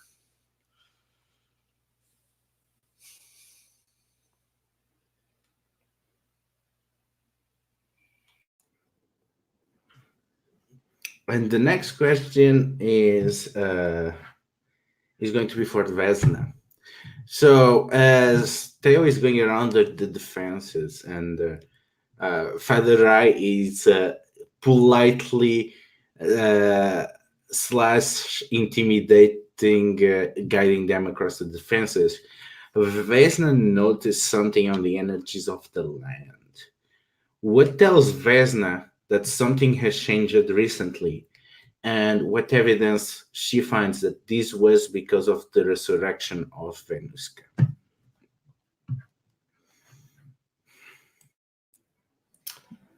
I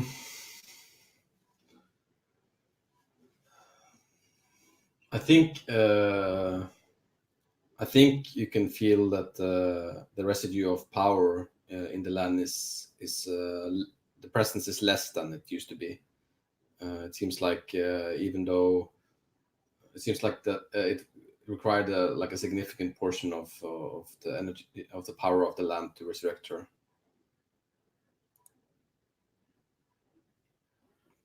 That might be because the land is weak right now, or I don't know. That's what Vesna thinks anyway.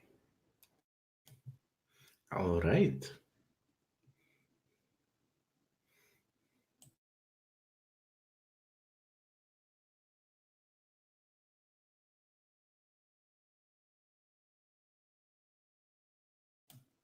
So what does Theo plans to do with this information now?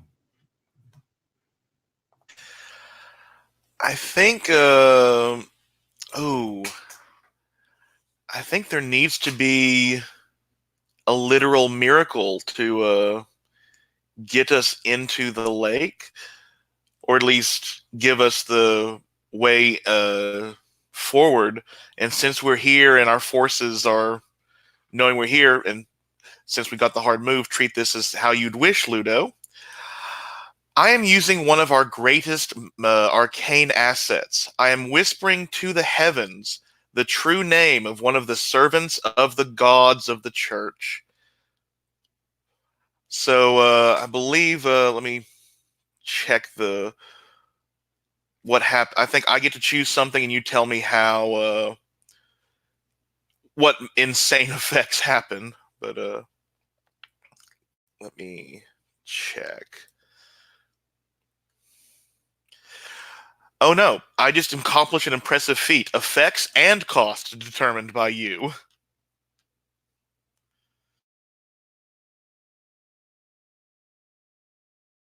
What is the impressive feat that you want to accomplish? I want to make any church member who sees this realize the power.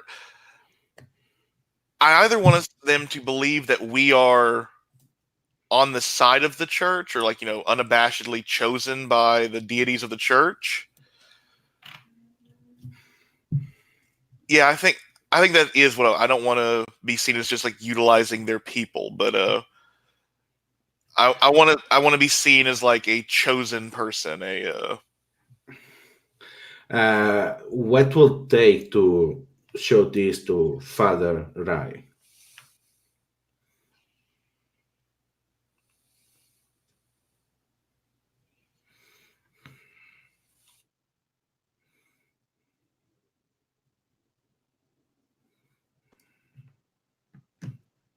I'm sorry. What will it take to show Father Rai what? That the people are. Actually, can I do a script change? I think I have a different. Go ahead. Since that seems a bit too complicated, I think Tio pulls out the warhammer of the old queen, and my effect I want to do is shatter these walls. At least one entire blockade of them. Oh. I would say that you're gonna do that, but the cost is that the family is going to break, so the treasure will be lost forever, and then the Venuski is going to lose one of the three things that are binding her to the land. And you have no idea what will be the consequences of this severing upon Venuska, but you know that now only the stone crown that is lost and the serpent in the deep woods, those will be the only things binding Venuska. Goodbye, wall. Yeah. I think Tio just is smiling and just reaches under his cloak, pulls out this huge femur warhammer, and smiles at Father Isaac. The field trip begins, and smashes it against the wall.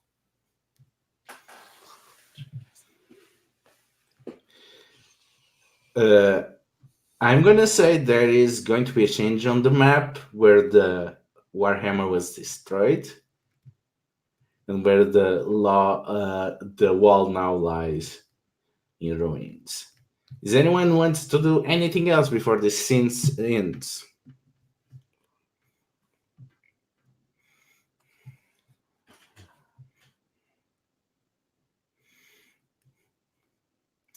Okay, so what has been Kessa and Natalia doing while some walls are coming crashing down?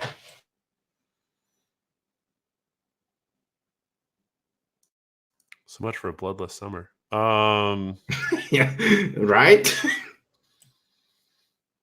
Wasn't even the Horse Lord's idea. I think Kessa's been going through a ritual because I'm going to change her her type to leader. I think after her actions, the true queen, sticking to that nomenclature, the true queen has given her the queen who's descended over many, many generations has given her sort of leadership of a warband. Okay, so I would say that's probably fleeting advantage to any role related with leadership or claim by force or securing a resource. I have a question for Greg. Is perhaps Kessa now an adopted child of the true queen in the line for the throne or the title? Yeah, I could see that happening. And what is Natalia doing? So, to paint the picture here a little bit, I'm a clarifying question. Is there also like a schism in the church now? Yes. And I mean, and pretty much the biggest, the most powerful faction, the one anti-Venuska and pro-Union and pro-Architects took a massive blow because the architect just destroyed one of their sacred sites. Also, Okay. there is a branch of the church that we have not seen in a while. The one on the forges. All right. Well,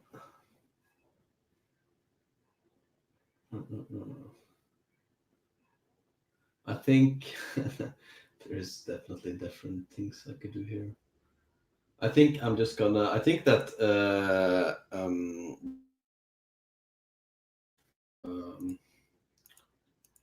the union is using this time to try to bolster themselves, given how this alliance seems to be fleeting at best. Yeah, I'm gonna say you probably gain fleeting advantage for something related to improving defenses or securing resources because of Natalia's actions. Mm-hmm.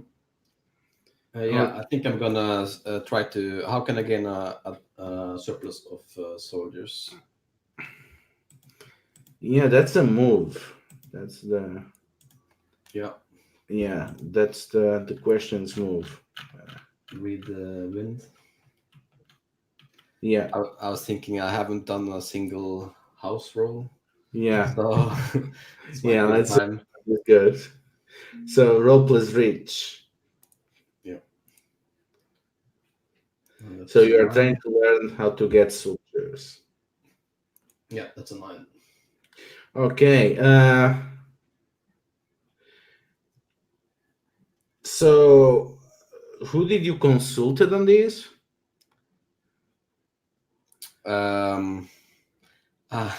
It makes much sense that perhaps that I consulted with the Unbridled Grey on this actually.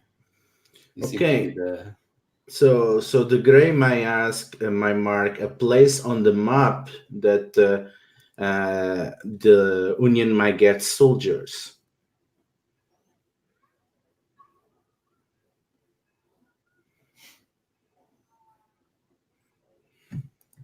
Okay.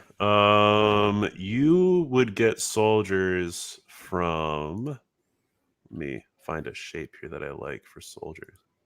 Ooh, lightning. There's the most southern of the Horse Lord groups, and they are that a little heretical in that they use sometimes donkeys and mules as their mounts. But they are the closest to the mountains. It's the reason that they use those mounts is that they are actually one of the few who are actually skilled in combat outside of the plains. cool. Okay, so you know who maybe you are able to recruit to the cause. There's probably some cultural overlap between the two of them, between the Union of Stone and them. Yeah. Okay. So Is this the land controlled by which faction currently controls this part of the Horde's land? Well, when we get to mine, I think we need to do a hold together for my whole house. I don't know if we've actually like mechanically hit it, but I think fictionally we've hit a turning point of how well they hold this schism together. Yeah, because it might be unbridled land, or they might be independent recently. Which we go to see how things are in the steps. Before we go that, I have a question to ask. How summer is not the season often of war, because there's a lot of toil to be doing. But it's a season where the Horse Lords have also the least power. It's a season for the non-citizens, where whatever happens to them is going to probably affect the fortunes of the herds and thusly the fortunes of the entire Grey. So what trials and opportunities do the non-citizens that do not ride have on the lands of the Grey? Well, it's hard to feed the horses on the steppe. And well, let me take a look at what my needs are right now. Livestock, scouts, dyes and pigments.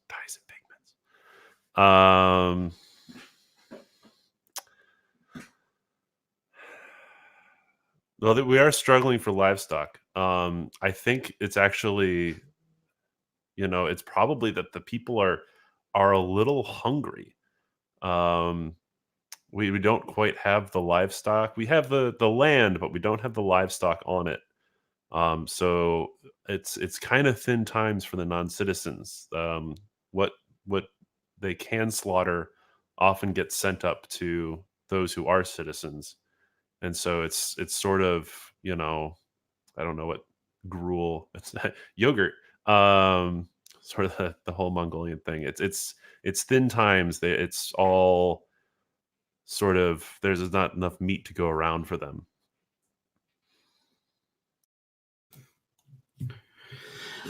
So let's do that whole together. I'll say that you can, because this probably involves leadership, so you can use the fleeting advantage from Kasa here. I'm good with that. Right, reroll these plus mood, right, which is 1. Okay. Ooh, good thing too. That's actually a 10. Okay, so you get surplus morale. So we are no strangers. We are no strangers to hardship. Okay. So basically, and Kessa was involved. So how does Kessa unifies the people behind dealing with these problems? I think Kessa actually, even though she's been put in charge of this band on the principle of preparing for this bloody spring, takes it upon herself to use it almost as like a national guard, and ensures that the people are being fed well enough that they are not going to turn and try and scrounge like all of the war horses out of the stables and run them to the blood lake. So I think that's what we succeed. Shoot, on a 10 plus for hold together, I gain a surplus. Is that correct? Yeah, morale. And then I have to pick a cost, right? Yeah. I guess that's the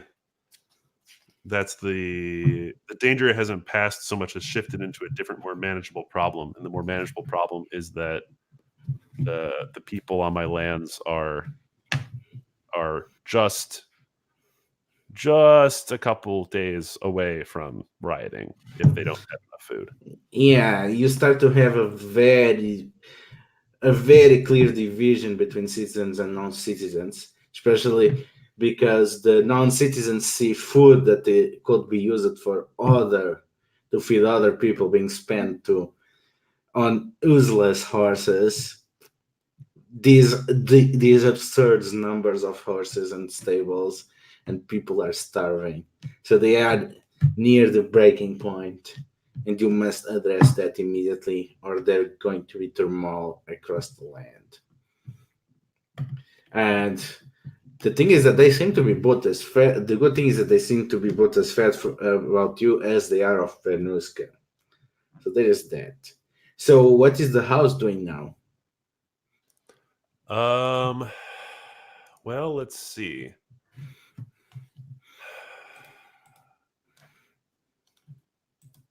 I was gonna go for sort of the crops of the architects, but they seem to be under attack. But I can call in a debt and try and What is the? I forget what our debt is, though. Why do I have influence over the teachers of autodidactism? We cursed your family for petty reasons. You had ponies. Oh, Or the old family. and then my influence over the teachers. What was that? That was because of the. I think that's the original one. That's because we came. Right, we developed a truce to overcome the empire. You mean the Union? The Union. Sorry. What did I say? The church. The teachers. Yes, that's the original one. Sorry, yeah, the Union. Or maybe because and they have on you because you raided them. Right.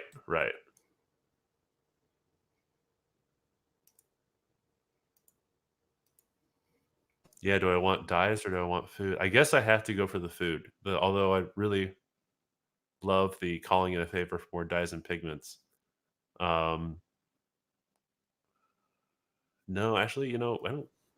I think the Umbrella Grey cares that much about turmoil in the land. So I am going to call in the debt. Because if we are going to ride to war this spring, we are going to need those dyes and pigments. It's become a thing again. I will not hold. Oh wait, you're calling in a debt to the Union? I'm going in a debt to the Union of Stone for Okay. dyes and pigments. Okay, so you lose your influence and you're taking a surplus. Does the Union refuse this? No. Okay. So that's now a need for me, or what? No, Yeah. you just lose the surplus. Okay. Okay, and the question is, since Venuska is taking the side of the land, are you siding with the rebellion?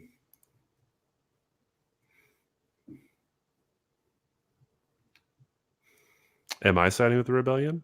Yeah. Yeah, I think I don't see the horse lords as seeing our paths aligned. But they're certainly opposed to Venuska. Does that make sense? Mm-hmm. I don't know if they're necessarily like making a treaty with the rebels, but I think they are at convergent paths. Okay. So, starting now, anyone might suggest that we advance to autumn. But let's go I ahead. said spring, autumn, a bloody autumn. Yeah. So anyone can call now for that. So let's go back around, and we started with whom? We started with the Union. Let's go back to the Union then. So the Union has learned about this opportunity, about these soldiers, and at the same time has received a diplomatic invoice of the Unbridled Grey, asking for their precious dyes and pigments that are the source of much of their wealth.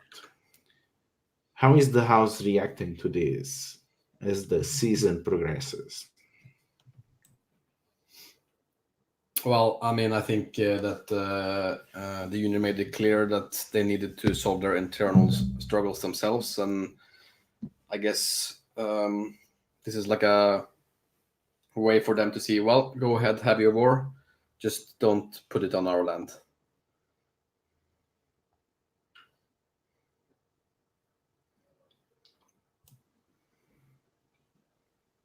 So what will that be in practical terms of policy? What will that be in practical terms of policy? Yeah.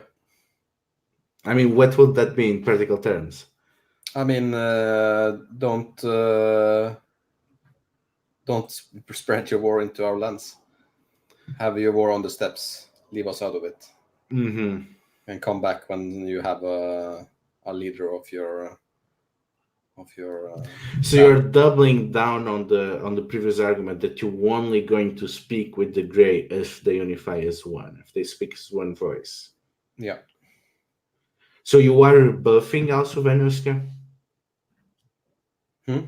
You are also rebuffing Venuska.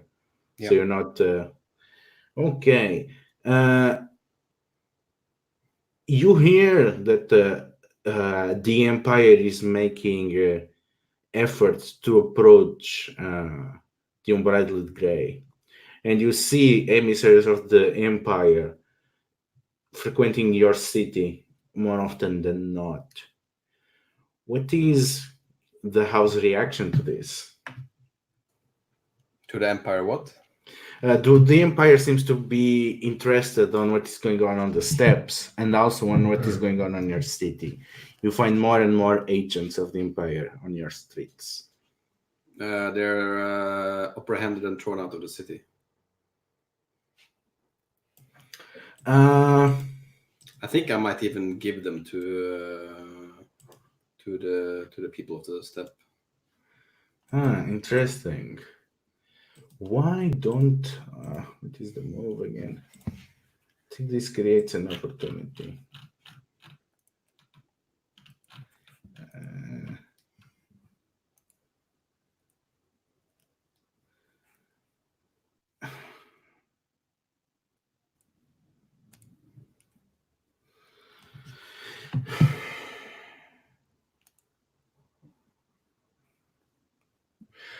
Why don't you roll favor? Mm-hmm.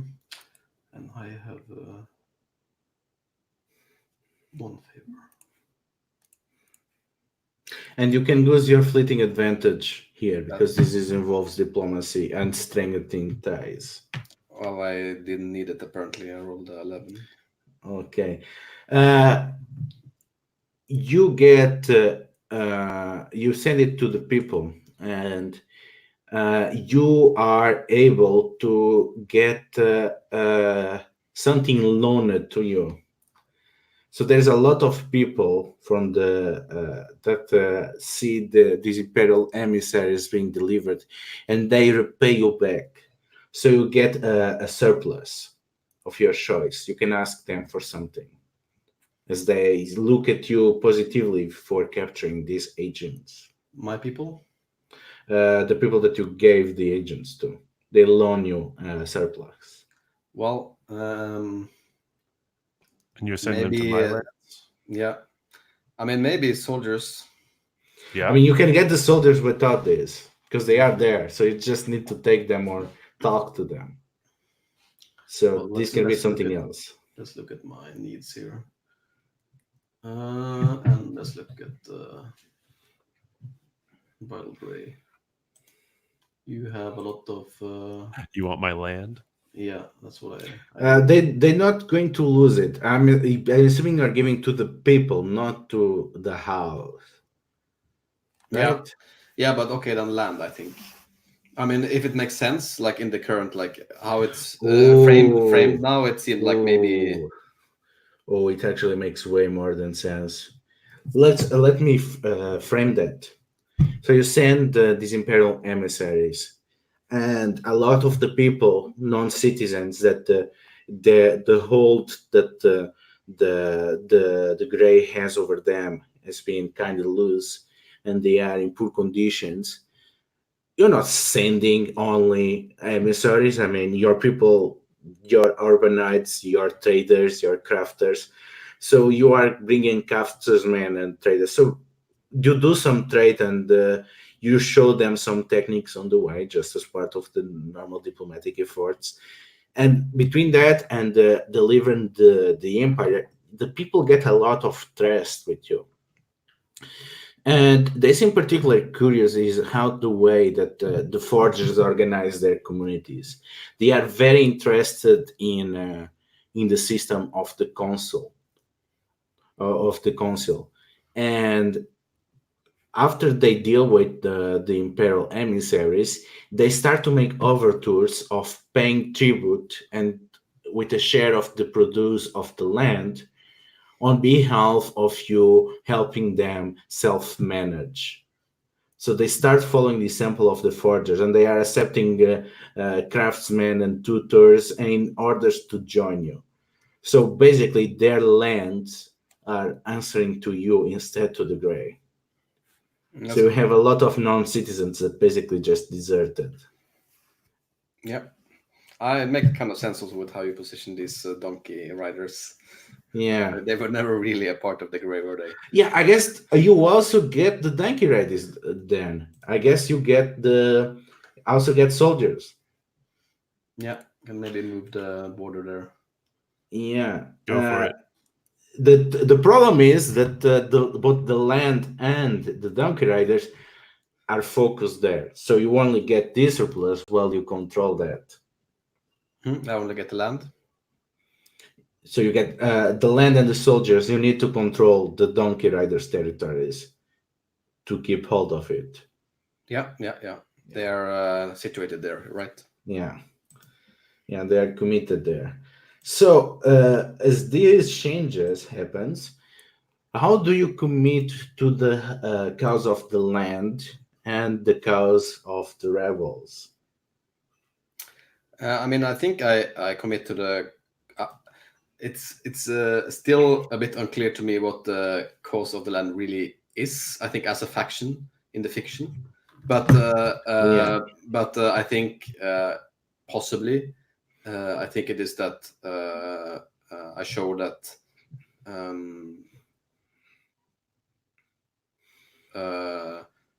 the empire's ways back, and that we're making active steps against that.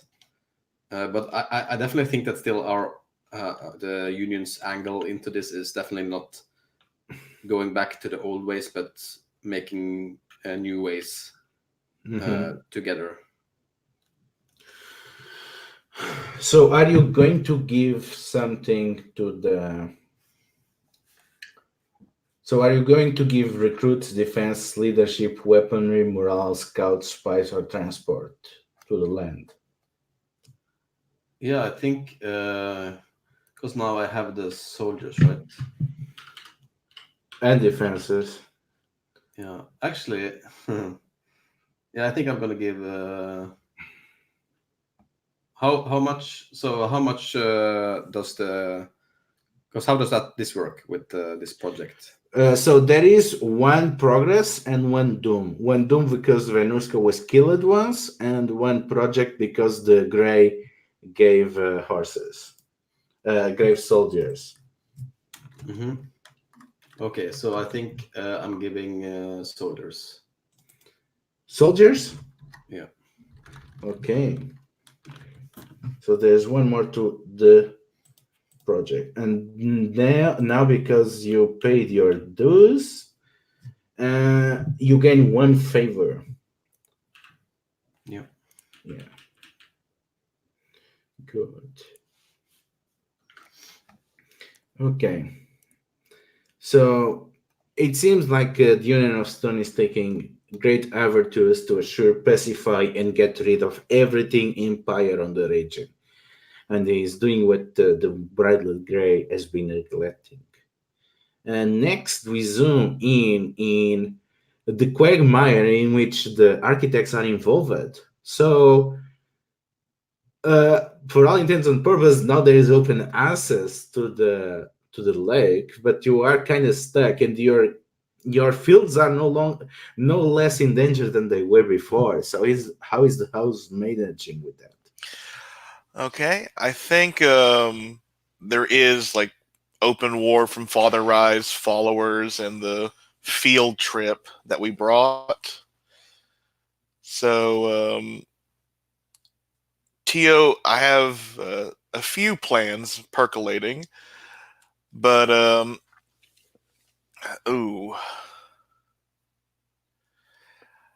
I'm going to use my one hold from Know Your Adversary. Identify what I need to do to take Father Rye and his followers down. You know that the problem that they have is while the terrain on the Shirtlands does not lend itself to guerrilla warfare, the fact is that they are extremely well supplied, and each day that it passes, your people are having more problems. Yeah. Ooh, I think I have the again, air quotes heavily, perfect plan for this. I will spend my last hold, if I can, to either it says remove a key weapon from your enemy. Could that be their supplies? Like their I think like this is when the if I can do this, this would be when the temple guards turn traitor and seal off the temple barn. But Yeah, you do that. and So now you have two armies that are each is starving. yeah, and Tio will look kindly to Vesna and Aura. Aura is his tutor. We don't forget. But he will. I think just has like childlike grin. It's like, I know I was here. I know what I must do for the family. You two carry on. And he's walking closer and closer to the Blood Lake. And he is like the chosen champion of his family, the one who's supposed to lead them into the secrets of winter. And I think he's going to do that by activating the winter magic that his little outfit sort of begin getting a few incisions from hail and throw himself into the Blood Lake to sacrifice himself for the benefit of the house. Whatever that means to you, Ludo. If I may trade my, I'll probably be playing Aura for the final session. If no one has a problem with Tio doing this. Okay, so the question is, how does Tio knows how to do this? Well, first does anyone have a dislike of this action? If so, I can script change it. Okay, I think Tio pretty much just knows from the old scrolls, the old ways of the moon, that when fire touches the red waters, the passage to the or like the true words of the moon will be unveiled or something of that nature, which he takes to mean if he sacrifices himself, the heir of fire, it will benefit the house.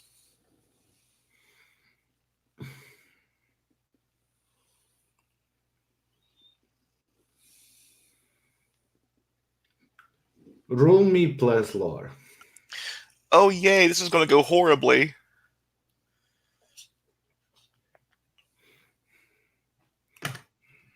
Oh, it was a 7. Whew. Okay.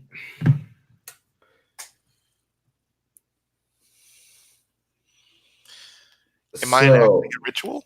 No, you are learning the ritual. Ooh. From the land. So as Theo offers himself to the Blood Lake, he is fully in connection with the land. And he sees the stone crown. He sees the snake dormant under the roots of the tree at the center of the woods. And he sees Venuska. And he sees the broken pact. And he knows that for the sacrifice to work, when he sacrifices himself, he needs to be wearing the stone crown that the Union of Stone forged. Ooh. And even more, he has to do it on winter. Otherwise, the promise will not be fulfilled and the house will not be protected from the consequences of the actions that have been committed over centuries. Then yeah, I think he will, once he has learned that ritual, he will I think this is like when we command our army to retreat, because we no longer have, we will need to get a foothold here again one day, but not now. Yeah. So this is the Winter King's ritual to unlock the secrets of winter.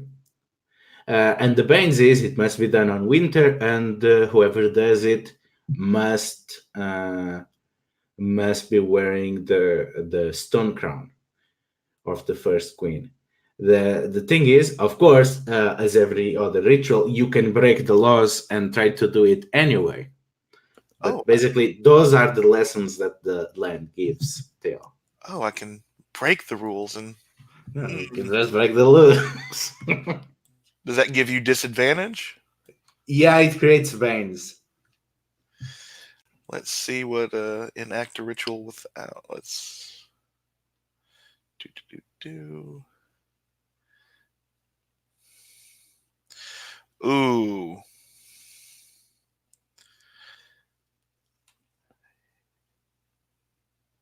Yeah, that would be like 4 Banes, probably. I'm not gonna press it. Yeah. Okay. So, does this information makes to the upper challenge of the house? There's still the crop problem.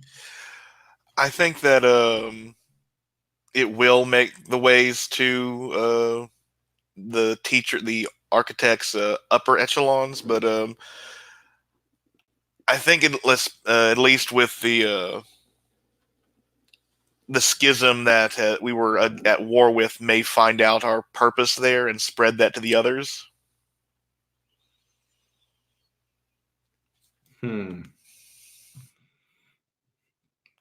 So don't want to do anything with that. I think it's just that you're saying that the knowledge of this ritual will make its way to the tops of the architects people, or No, if that happens. wait, what if? So does this information remains with Theo and his inner circle, or makes the top? Oh no, it makes it to the top. Okay. And how are the architects now managing? Because now they have this information, but they still have more pressing concerns. I think we're beginning to consolidate our resources into the school. It looks like war is coming. It is a bloody autumn. So because you are being attacked and your crops are dispersing, you're trying to secure them and just pull everything. Yep, Right? we're huddling in the school. Okay, so give me a logistics roll. Actually, no, it is not a roll. You pick one for each point of mood below 0. Yeah, you just move because you just pick something and you move it. We are moving crops to the school. Okay, so you move crops to the school. Good. Okay, let's go to see how the Grey are doing. So, are the Grey even aware that the non-citizens are basically started to do their first steps to a democratic government that is affiliated with the Gauntlet City, or because they are so not worried with how non-citizens live their lives that this is above them? I don't think they honestly care all that much about what's happened to the Southern Riders, and it's below the notice right now of anyone above. It probably will come back and bite them, but yeah, I think the Unbridled Grey is I think they're planning the next move here, which might be to take the School of the Dual Moon, because shoot, I had a reason. Because so the word has filtered down though that the teachers of autodidactism used that horse femur and have now opened up the blood lake. And we have to ensure that this ritual does not happen again. And I think the teachers need to learn a lesson. They need to figure something out, and we're going to autodidact them. So, but we're not going to do it because we don't want to violate the my understanding is if we wage war, we are violating like the precept of the land, right? And yeah. that hurts our favor. Yeah, that will probably hurt. Yeah, that will probably hurt doing the autumn court. Right. So trying to think what that would be as far as a move for us. Maybe try to get information or. Yeah, or I don't know. Maybe this is a logistics thing because I have what dispersed assets do I have? Or maybe I need to gain an asset. Right? I need to ask somebody for an asset. I'm not going to ask the teachers for it. Give us stuff so we can give us invade stuff so it. we can take your school. You can also ask a favor from the from Venuska. That's not going to happen either. Positioned ourselves really in a corner here.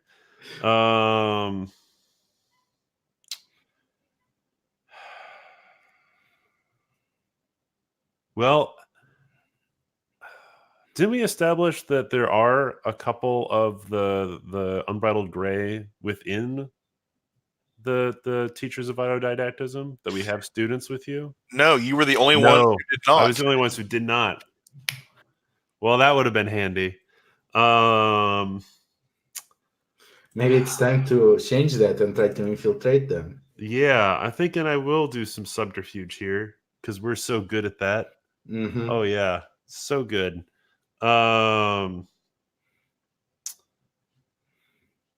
Yeah, and I'm gonna try and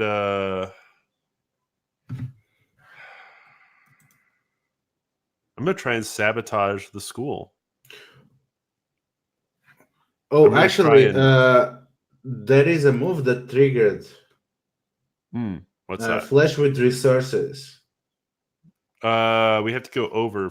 I was looking at that. I Oh, think we have to go over 3. Okay. Yeah, because I was looking at that. I was like, yes, gain advantage on all take by force. But I was like, no, I have to get one more than that. Go ahead then. Okay. Okay, so I'm going to try to sabotage their school so that the walls or whatever protective defenses they have will fail at the proper time of the siege. Oh, I should point out that the thing that protects their land is the weather. Oh. So how do I defeat weather? How do we defeat the weather? Global warming. Yeah. It makes it more dangerous. Surplus clothes. It's your attunement against our attunement. If we don't have the favor of the spirits, maybe the weather magic won't work. That's interesting. And okay, so that curse that you put on my house, that they would lose identity. I think we've been feeding up these packs of horses. Okay, people have been starving, and we're gonna loose wild horses on your land. That is our act of sabotage. Is that we are ushering these wild horses to your lands. You will lose your identity. We're using the curse against you. Well, it'll just make what's under the land much more valuable, or the land is. Oh gods, you devious bastard! All right, but it's probably going to go off terribly because we're not very good at sleight. You're probably going to know exactly that it was us. Well, I mean, you just see a mob of horses. Well, I have to say, like, you can use influence to gain advantage on a move. Maybe you're saying these are the horses we wanted so many years ago. Yeah, that's true. Okay, I'll use that because I want this to go off. So, are you accepting this? Burning are you accepting this, or are you holding together? I think we believe we're smarter than the horse lords. Obviously, we're much more adept. So we're accepting their gift of ponies. Okay, so literal Trojan horses. Let's go. Do I need to roll that influence die as a different color? No, not no. for land aid. Okay. So I roll with advantage. Yeah. It's a good thing I did. That's a 9. Our sleight is flat, so that is a 9. Okay, so on a hit they do, but pick one. Hold on. Finding sabotage, subterfuge. Oh, it raises turmoil. That's an easy one.